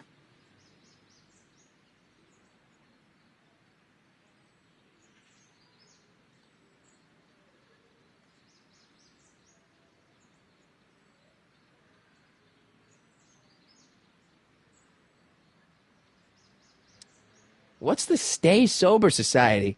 You haven't heard of the SSS? They do the most marvelous work, taking hopeless drunken bums and turning them into former hopeless drunken bums. I'm one of the founding members.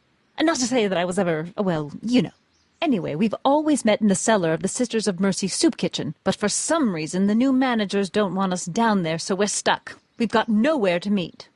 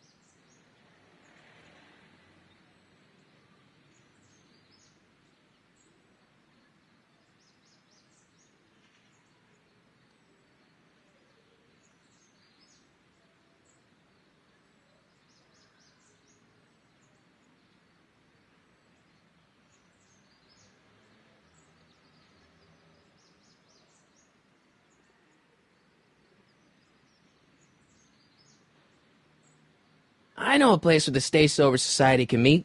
Oh? Where?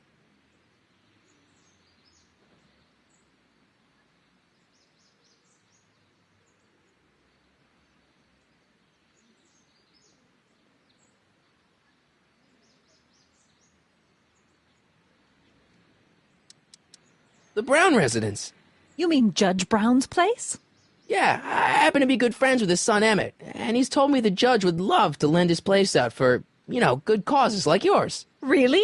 Why, that's the most generous, public-spirited offer I've received in a month of Sundays. Please tell your friend Emmett we accept. The meeting isn't due to start for a little while, so that'll give our people some time to set up.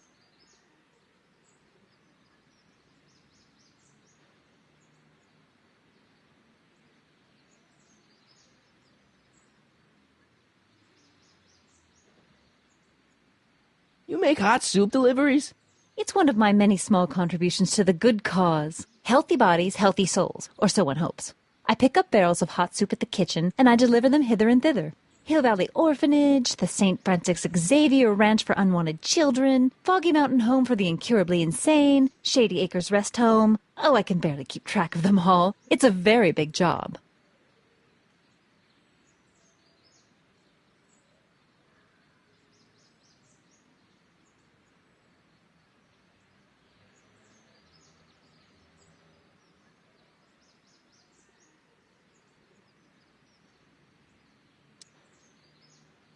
I'm sorry about the way Einstein lit into you back there. I don't know what got into him. Well, I hope you've learned to keep him under control. Yeah, I found someone to keep him distracted. Very good. Now let's see if you know your multiplication tables. Hey, I can help you deliver soup. I donate a lot of time to charities. Oh? Which ones? The, Mario Brothers. Ah, yes. The Italians do so many good works. If you'll just fix it so I can pick up the barrels of soup. Now hold your horses, let's not get over-eager. I drive the soup cycle in this town, and I'm not about to turn it over to an upstart. But if you're well connected with the local charitable institutions... Yeah? You can let me know when they're running low on soup.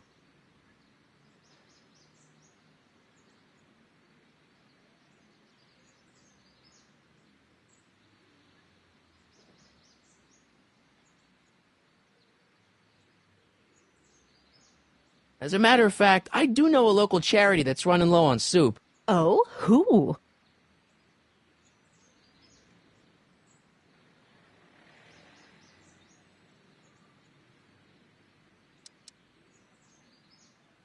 The Farm for Unwanted Children. Perhaps their parents don't want them because they eat too much.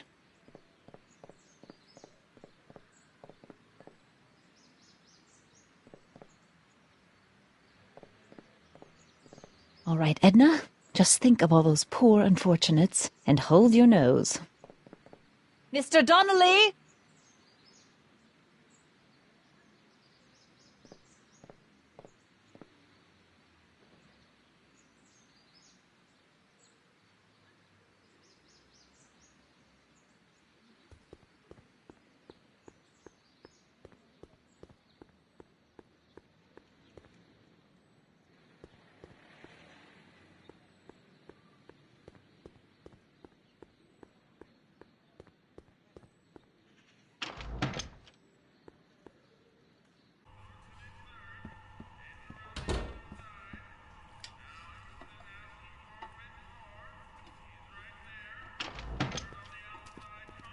Hey, cue ball. What?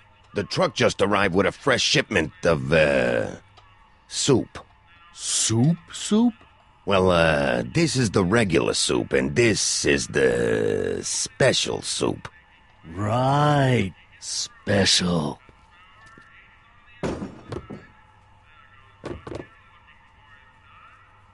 Hey, what are you doing? I'm spicing up the soup. It's my secret recipe. Listen, this ain't the Savoy, and we ain't here to feed these bozos no fancy soup.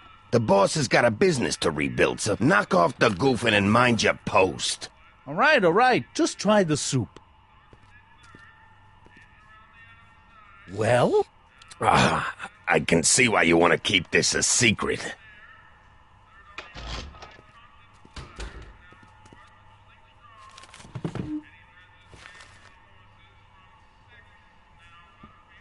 Looks like these pipes go into the basement.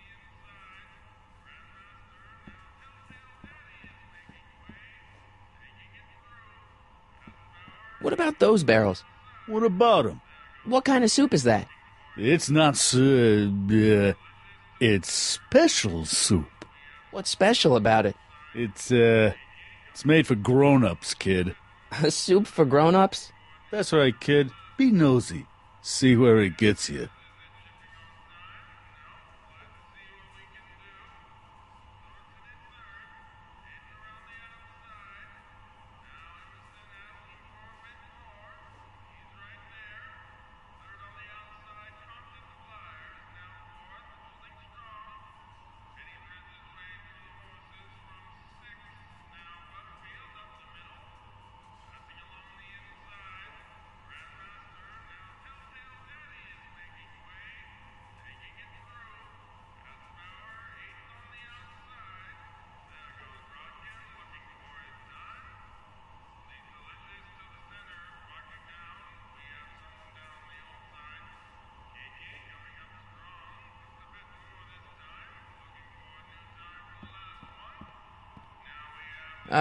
Excuse me.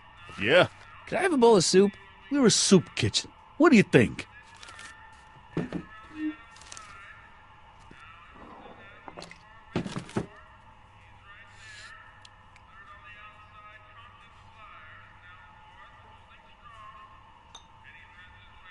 What kind of soup is this? It tastes like... Scrolle ribolita? I was gonna say week-old cabbage. Everyone's a critic. Look, all I got to work with is this 2-bit soup in a barrel and spice rack that hadn't been restocked since the Coolidge administration. What do you think I should do to perk this slop up? Let's see. Have you tried...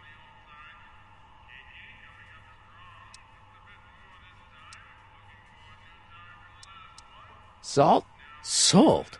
What do you think, it's too bland? Too mild? I didn't put too much pepper in it, did I? I just think it could use a little more salt. No accounting for taste these days.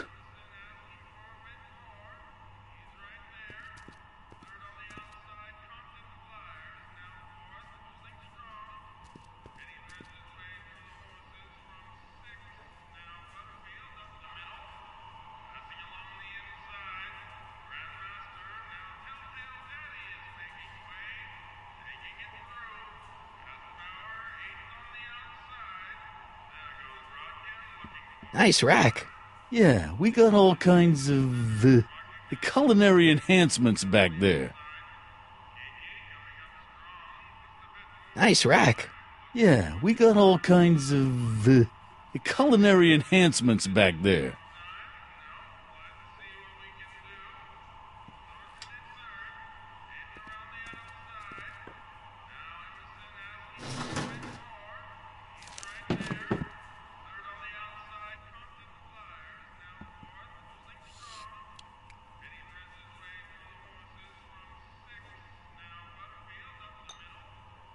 Okay, I've got some more ideas about your soup. Do tell. Let's see. Have you tried... giving the soup a little heat, maybe? Why, is it getting cold? No, I mean, like chili powder. Muy caliente. Oh, bit of a tough guy, huh? Actually, I like it spicy too, but it's gotta be edible for the common folks. Come on, a little dash isn't gonna kill anyone. Aw, heck. You got moxie, kid. Let's spice it up a bit, shall we?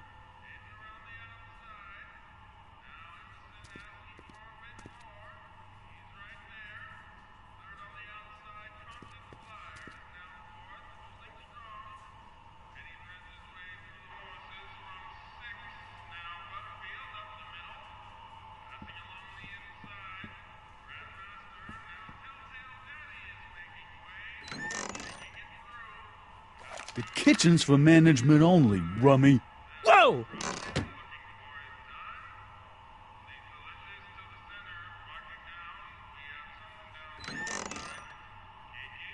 The kitchen's for management only, rummy. Whoa!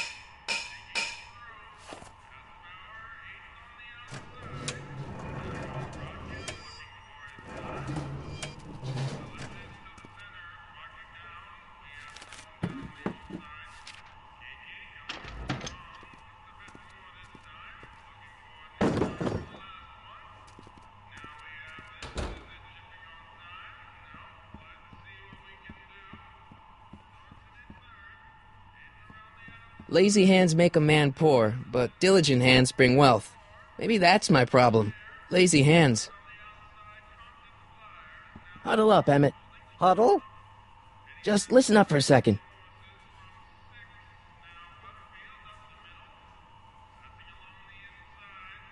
Alright, I think I figured out which barrels have the hooch. Then what are you waiting for? He's not just gonna give me a barrel. Of course. Well, you seem to have a way with people, so I'll leave it up to you to trick that lummox into giving up his moonshine.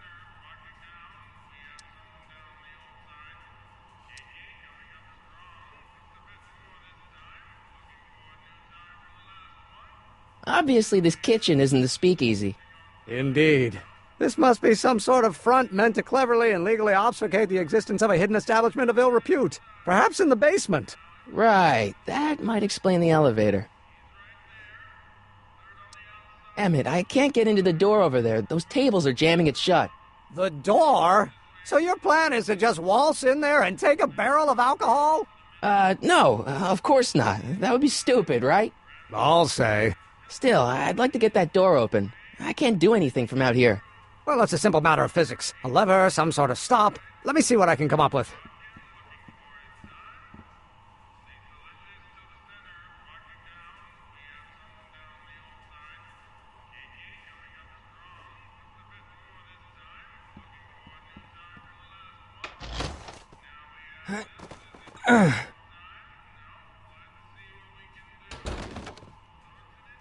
There's no way I'm gonna keep that door open without some help.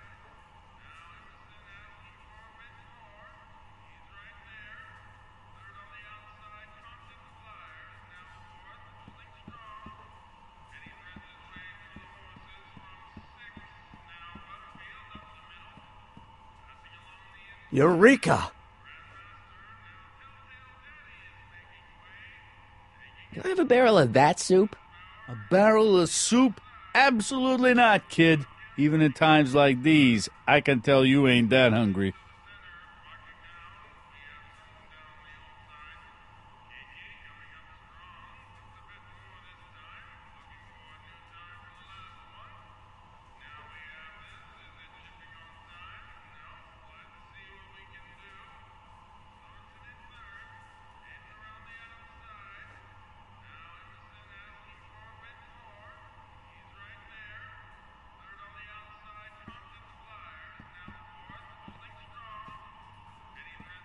Excuse me. You talking to me?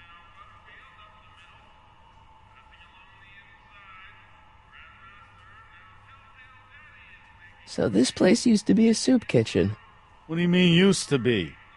Despite recent changes in ownership, this joint is still available for the purposes of distributing food to the needy and the not-so-well-to-do.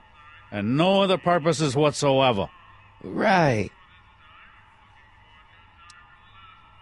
What's a tough guy like Kid Tannen doing running a soup kitchen?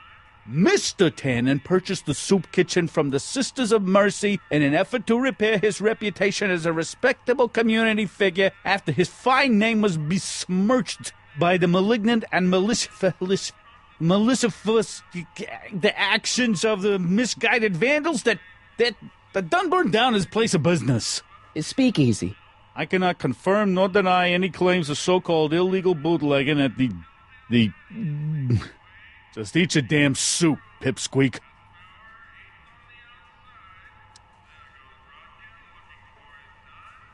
Mind if I look around a bit? No.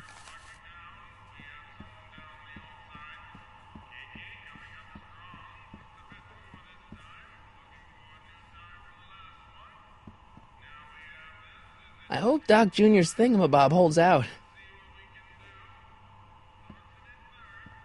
Emmett. Yes?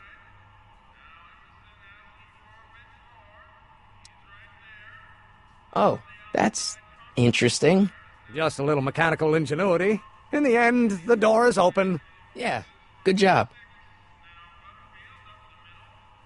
We'll score that hooch somehow. I'll keep cogitating. Pretty neat, Doc.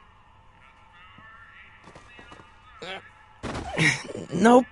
I'm still not getting through here. But at least those tables are propped up now.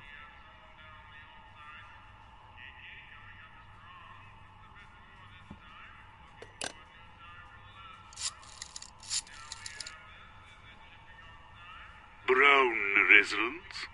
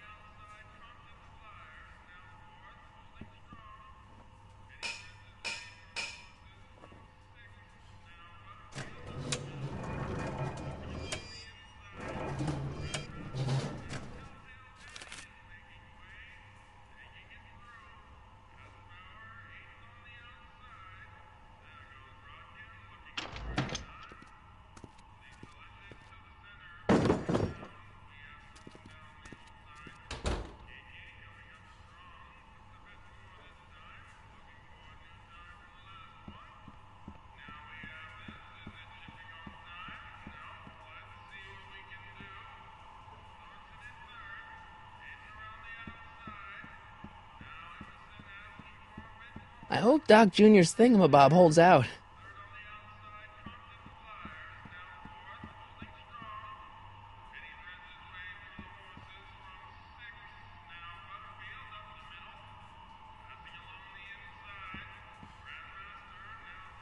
I hope Doc Jr.'s thingamabob holds out.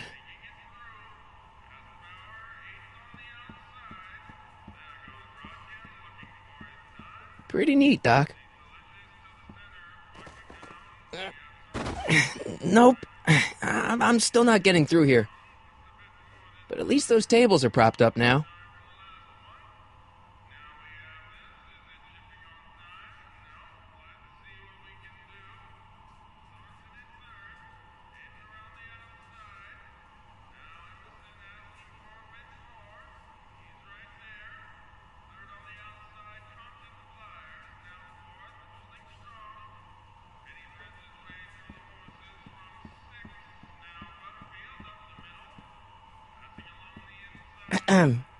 What is it, kid?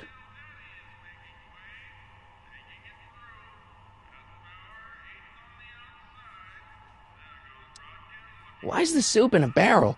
'Cause it's hard to ladle off the floor?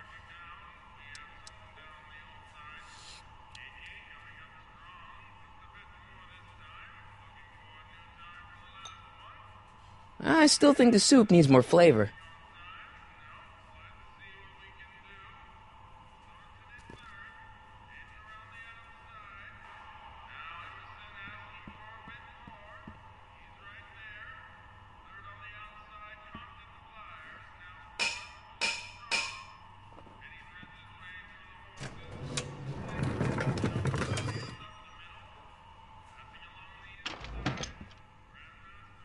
Ah, Miss Strickland. Come for some more soup? Come now, Mr. Donnelly. You know I wouldn't set one foot in this mockery of all that is good and decent if the poor of Hill Valley weren't so dependent on Mr. Tannen's overblown show of generosity. Was that a yes? Just give me the soup before I gag on the hypocrisy.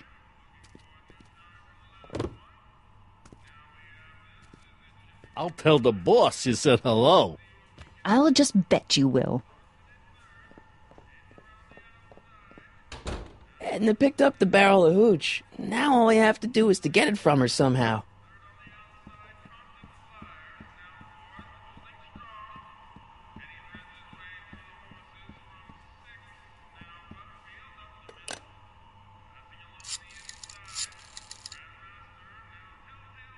Brown residents?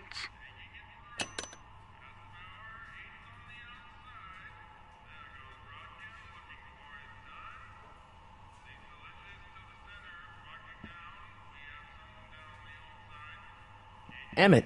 Yes?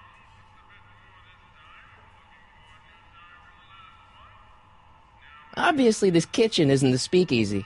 Indeed. This must be some sort of front meant to cleverly and legally obfuscate the existence of a hidden establishment of ill repute. Perhaps in the basement. Right. That might explain the elevator. We'll score that hooch somehow.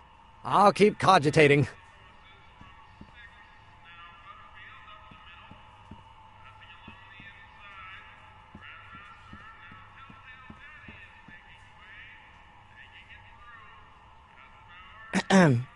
What is it, kid?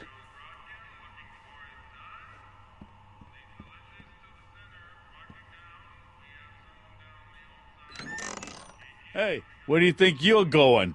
The kitchen? The kitchen's for management only, rummy.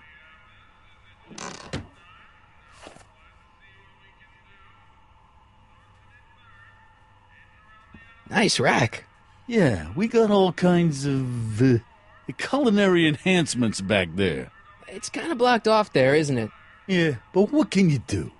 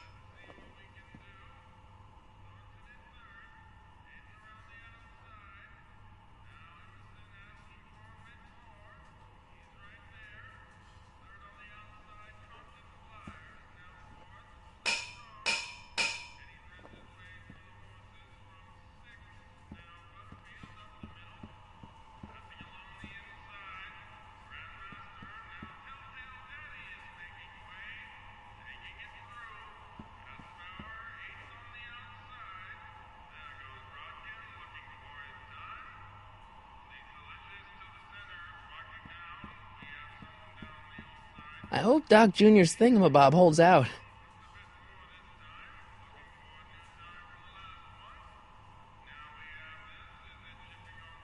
Pretty neat, Doc. Nope. I'm still not getting through here. But at least those tables are propped up now.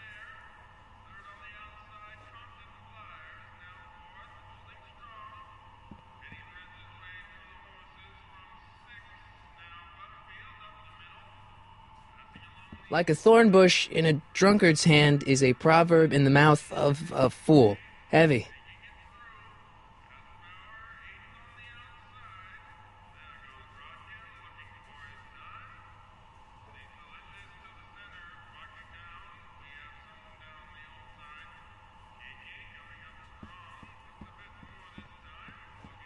I better not talk to him. I don't want to mess up his timeline.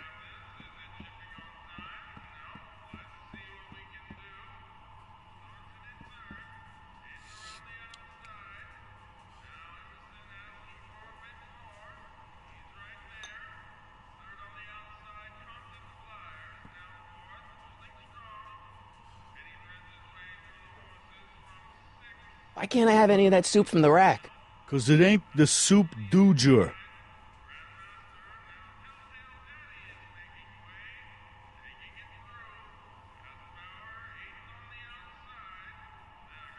Are those all cabbage soup? Last time I checked. Don't you have any other kinds of soup? No.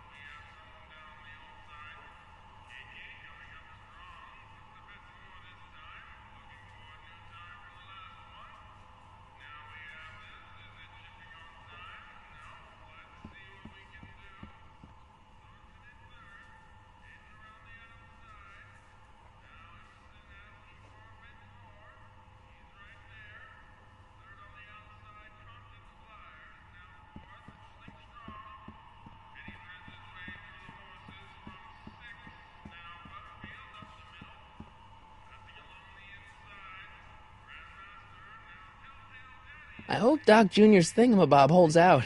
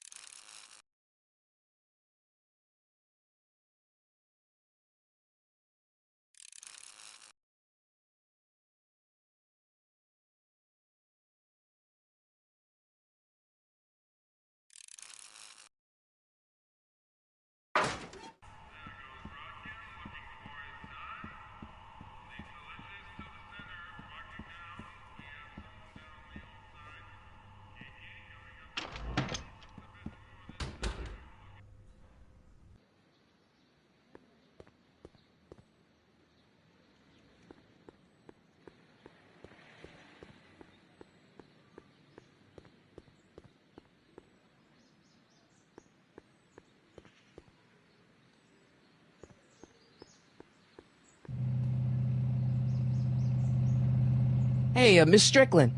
Oh, hello, Mr. Corleone. I'm afraid I haven't much time. The meeting of the Stay Sober Society is due to begin very soon. You asked me to tell you if one of the local charities is running low on soup. Does somebody need a visit from my soup cycle? The rest home. No, it's way past their bedtime. You asked me to tell you if one of the local charities is running low on soup. Does somebody need a visit from my soup cycle? The Stay Sober Society. That's right. They'll soon be gathering at the Brown estate, and we haven't provided refreshments. I can't get over the generosity of your friend Emmett volunteering his father's house for our meeting. Huh? Wait there!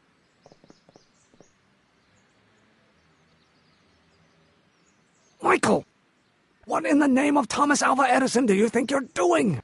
Don't you get it? You need alcohol to run your drill, right? Those bootleggers at the soup kitchen won't let us get our hands on any of their hooch. But we can get Miss Strickland to pick it up for us and deliver it right to your door.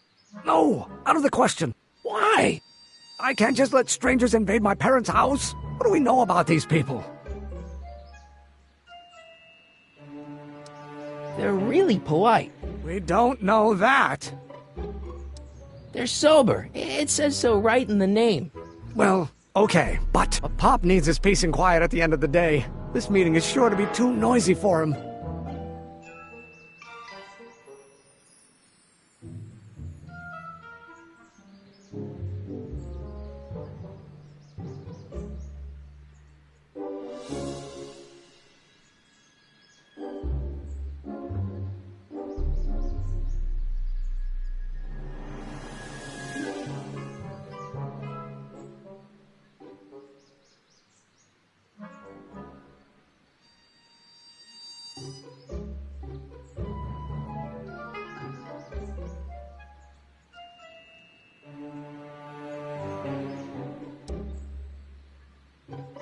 They'll be quiet. You'll be quiet, right? Oh, yes! I play my tambourine very softly. You hear that? Yes, but... But what? But it's still impossible.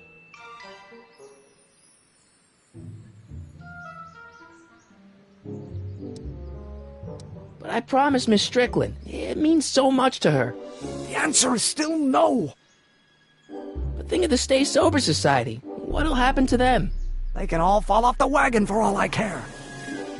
Okay, forget the whole thing. We don't have to test your rocket-powered drill tonight. We don't? No. I'll take the train back to Washington and I'll tell the folks at the office to give the patent to Dr. McCoy. Wait!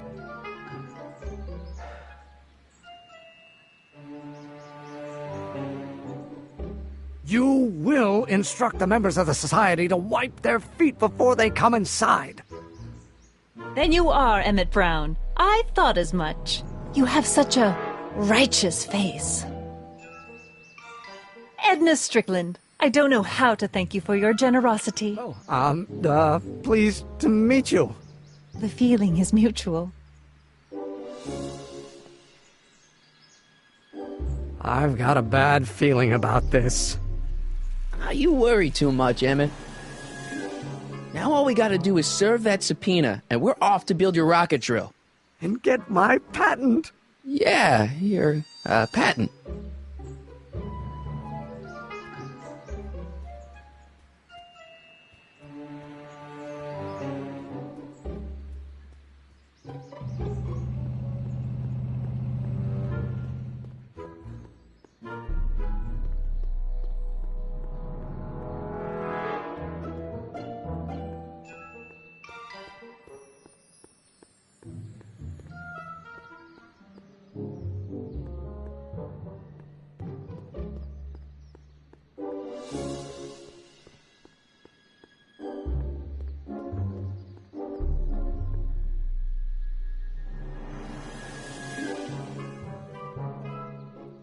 No screw-ups tonight, you get me? I don't want this thing turning into another Shingle Springs fiasco. It's all under control, boss. Well?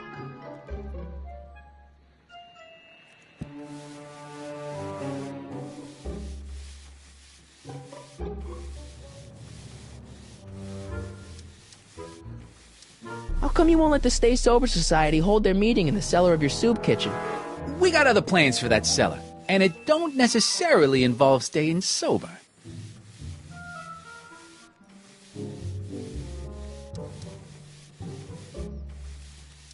How's that? Shiny enough? Yeah, that'll do.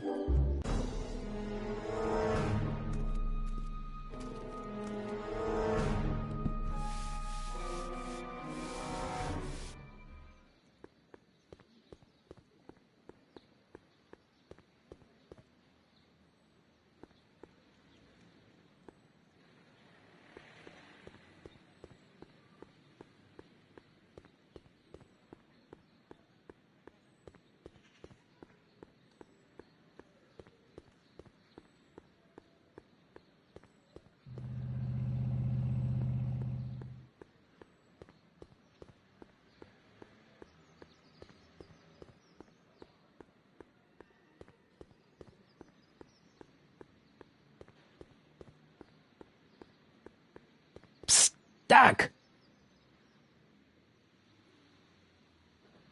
Guess what? In order to free up your younger self to complete the rocket drill, I'm gonna have to serve my own grandfather with a subpoena. Great Scott! Actually, his name's Arthur. He's Kid Tannen's accountant. Marty, whatever you do, it's vitally important that you don't alter your grandfather's future in any meaningful way. The consequences... Could be catastrophic. I know, got it. Where have you been all this time? I missed you. I've missed you too, Marty. But I thought it was important to let you live your own life for a while, free from the insanity of time travel. I gotta admit, it was nice to not have my family history blowing up in my face for a few months. Besides, I've been busy raising my own unpredictable teenagers.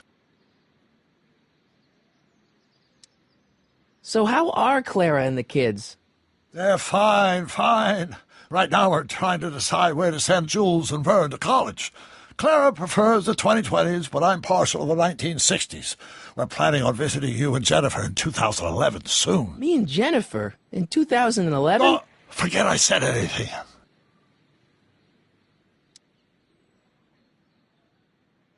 Where'd the DeLorean come from? The last time I saw it had been smashed to pieces by a train. It's a fantastic story. Do you remember when the DeLorean got struck by lightning in 1955? Yeah? Unbeknownst to either of us, the lightning produced a temporal duplicate of the time machine, one that was tossed 70 years into the future. What? I found out about it during a trip to 2025 and recovered it just in time to stop Griff Tannen from vandalizing the time stream. Heavy. So that DeLorean... is for all intents and purposes the exact same machine as the original. Plus or minus little bells and whistles I've added over the years, of course. So, what were you doing in 1931 anyway? Oh, nothing terribly exciting. Indulging in a little personal nostalgia, picking up a few rare out-of-print books to surprise Clara on her birthday, solving a historical mystery or two. The usual. The usual? You lead a pretty unusual life, Doc. It's an unusual universe, Marty.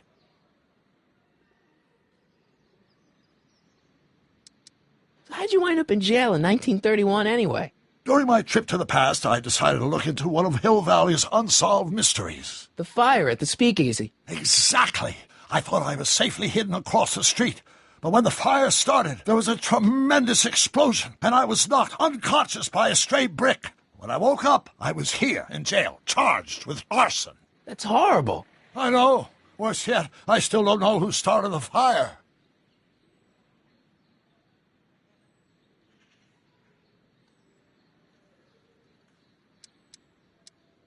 I hate to tell you, Doc, but your last time departed display is on the fritz. It is? So how did you find me? I found one of Edna Strickland's shoes in the DeLorean. How did one of her shoes get in the DeLorean? Einstein took it from her. He did? How strange. Einie almost never attacks people. Not without a good reason, anyway.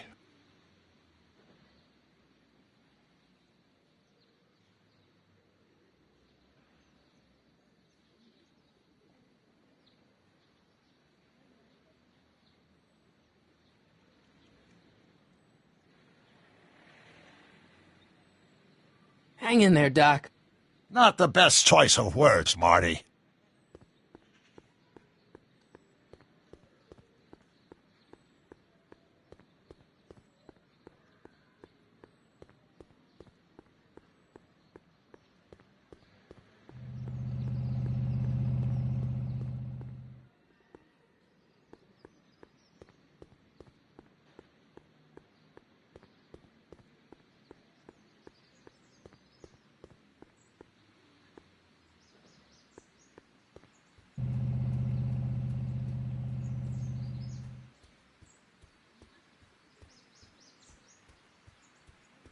Hey, how you doing, Einie? Einie? It's short for Einstein. Einstein, of course, because he was a patent officer just like you.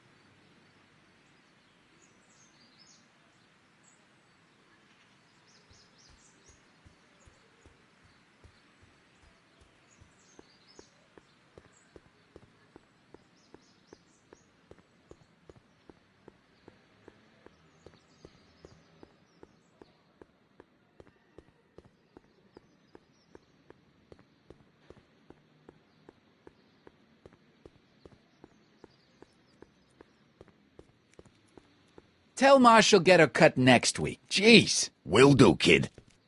Well? My mistake. Yeah, you're a mistake, all right, meathead.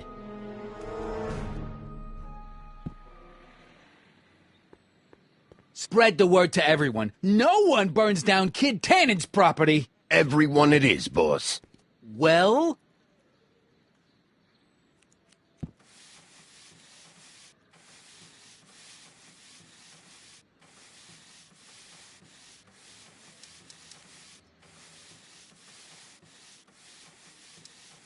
About that Carl Sagan guy.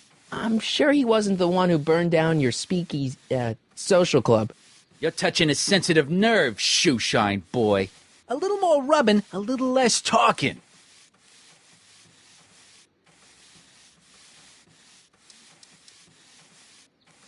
Edna Strickland thinks your soup kitchen might not be on the up and up. That dame gets on my nerves. Got a great pair of gams, though.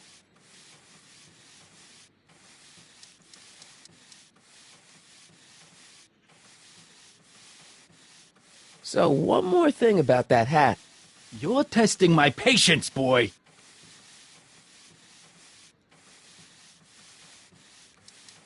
Never mind. How's that? Shiny enough? Yeah, that'll do.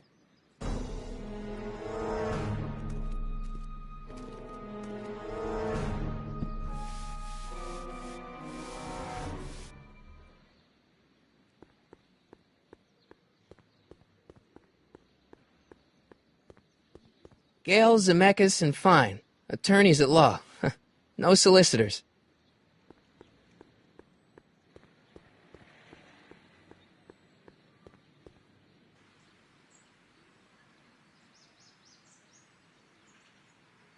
You have to deliver a lot of subpoenas? Father's always sending me out to do these dirty jobs. He wants to expose me to different kinds of people. All he's exposed me to is a lot of new curse words. This subpoena's for Arthur McFly? Have you seen him? For a few seconds in the soup kitchen, but I think he's gone back into hiding. Brilliant deduction, Einstein. How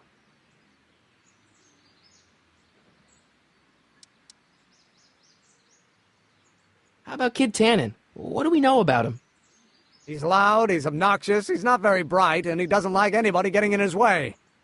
Yep, that's a Tannen, all right.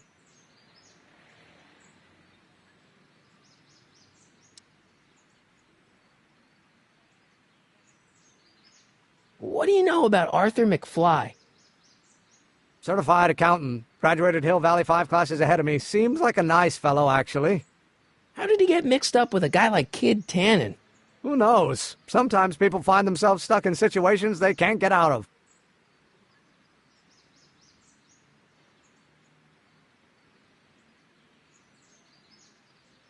If serving subpoenas is such dirty work, why don't you just say no?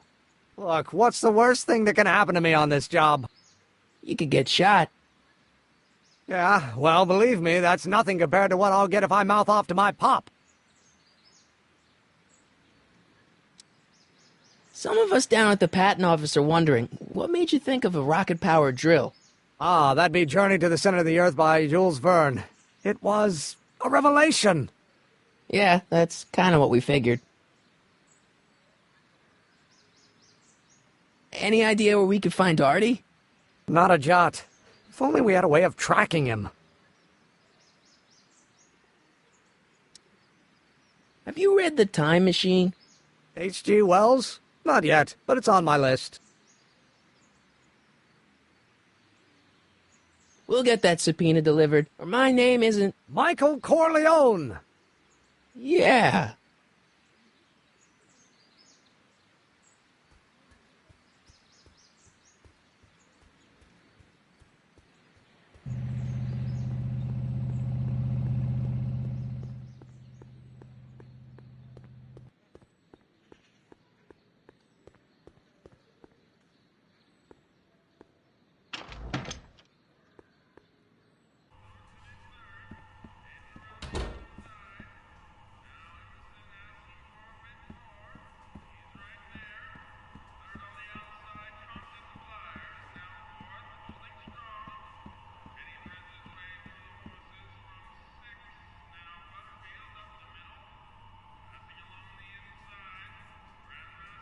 Pretty neat, Doc. Nope. I'm still not getting through here. But at least those tables are propped up now. Emmett. Yes? Don't worry, Emmett. We'll get that subpoena delivered. If you say so.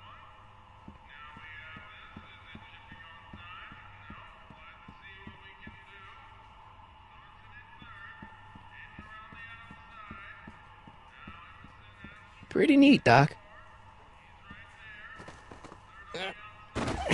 Nope. I'm still not getting through here. But at least those tables are propped up now.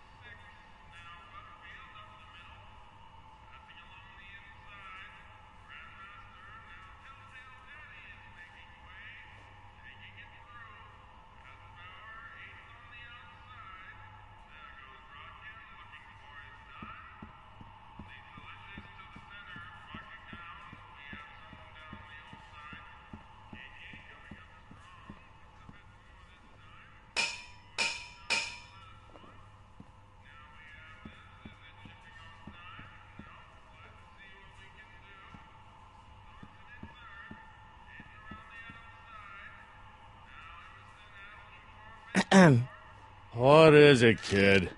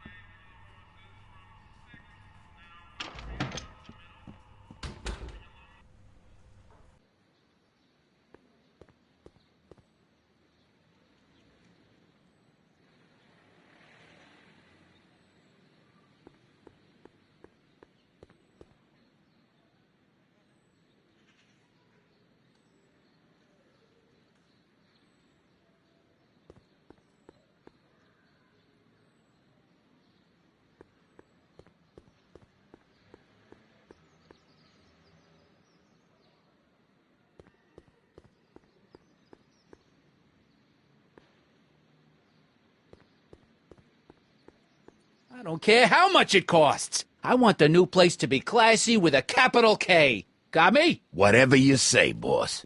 Well?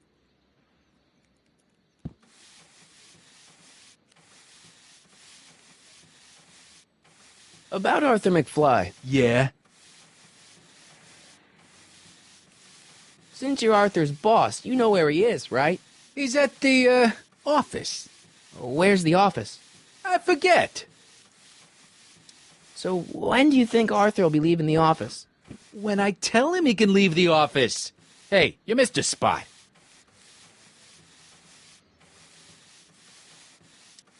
So one more thing about that hat. You're testing my patience, boy. Never mind.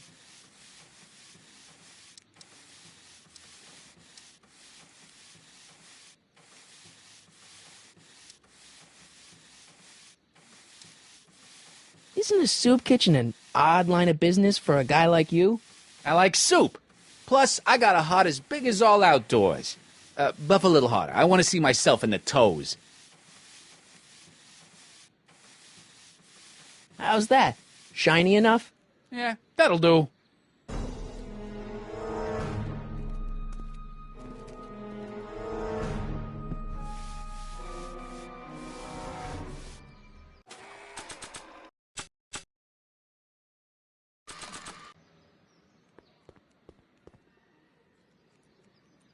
Take a powder, Matches. You got it, boss. Well? My mistake. Yeah, you're a mistake, all right, meathead.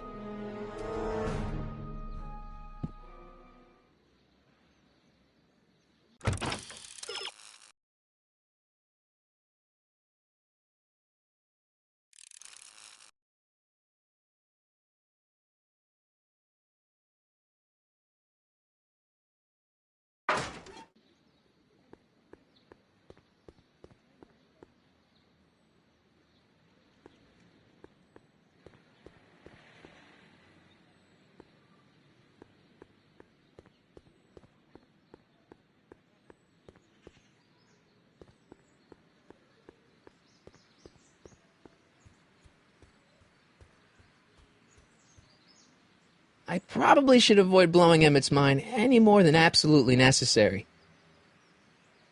I probably should avoid blowing Emmett's mind any more than absolutely necessary.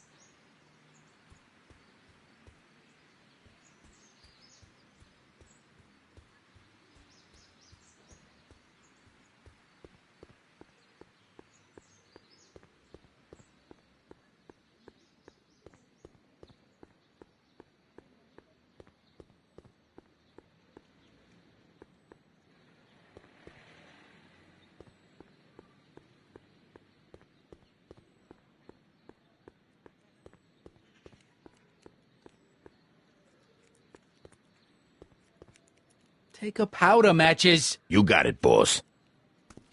Well?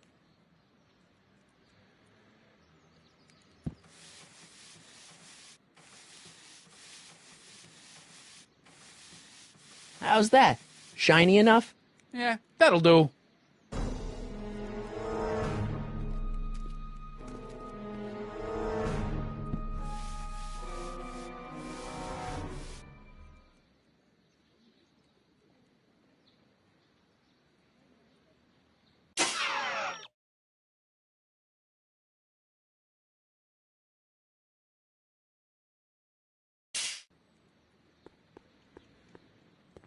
Not sure what that... Not sure what that...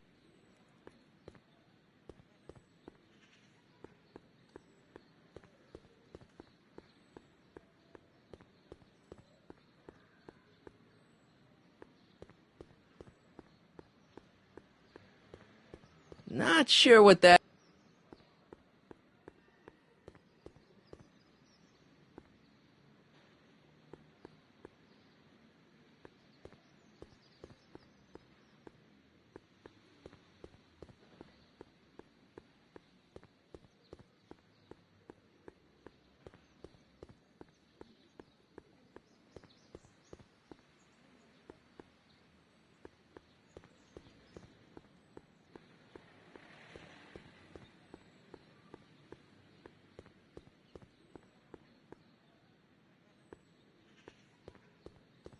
Not sure what that...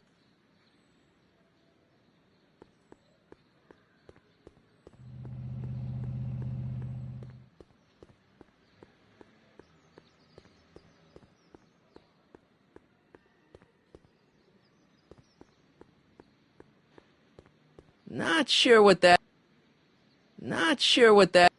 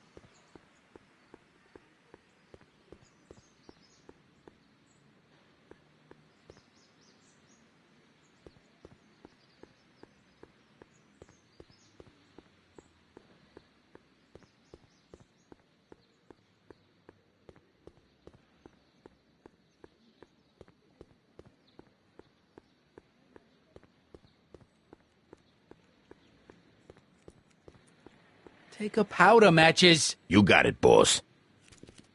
Well?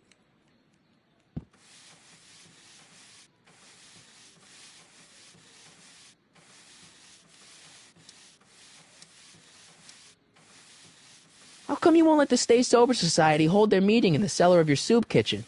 We got other plans for that cellar, and it don't necessarily involve staying sober.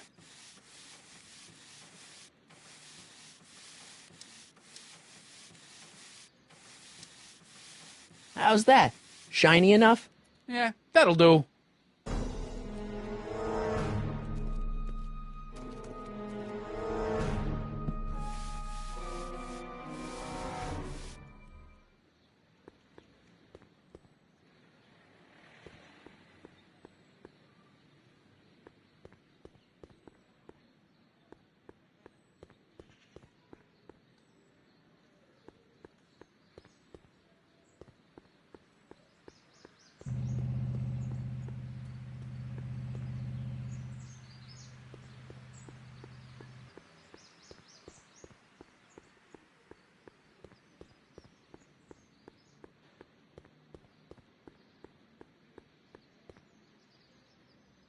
I don't need to go in there anymore.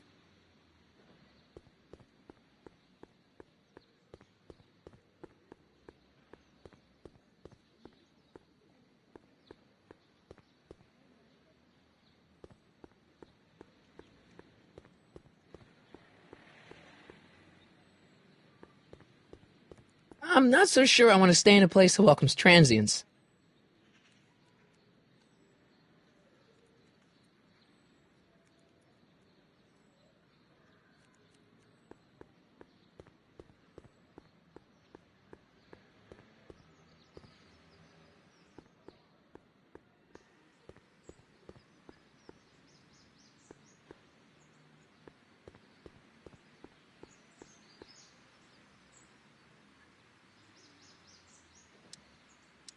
Any idea where we could find Artie? Not a jot. If only we had a way of tracking him. We'll get that subpoena delivered.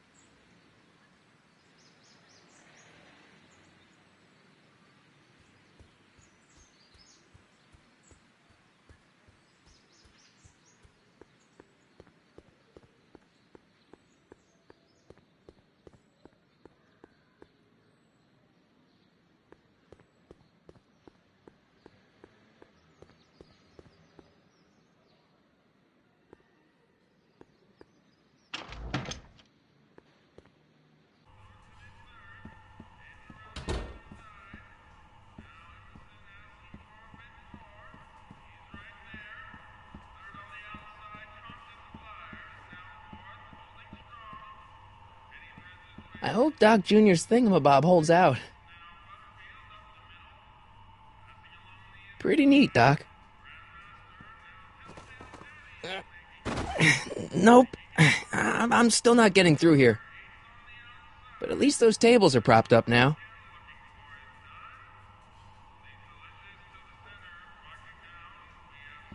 Emmett. Yes? Obviously this kitchen isn't the speakeasy. Indeed. This must be some sort of front meant to cleverly and legally obfuscate the existence of a hidden establishment of ill repute. Perhaps in the basement. Right. That might explain the elevator. We'll score that hooch somehow. I'll keep cogitating.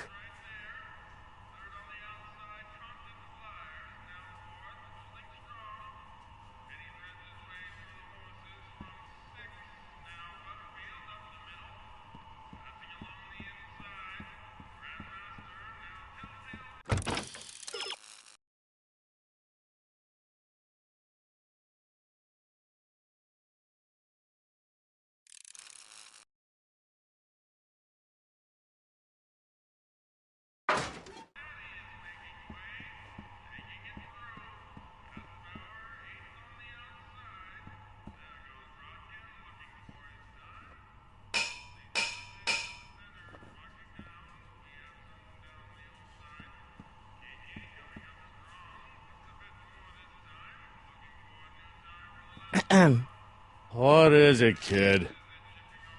So this place used to be a soup kitchen. What do you mean used to be?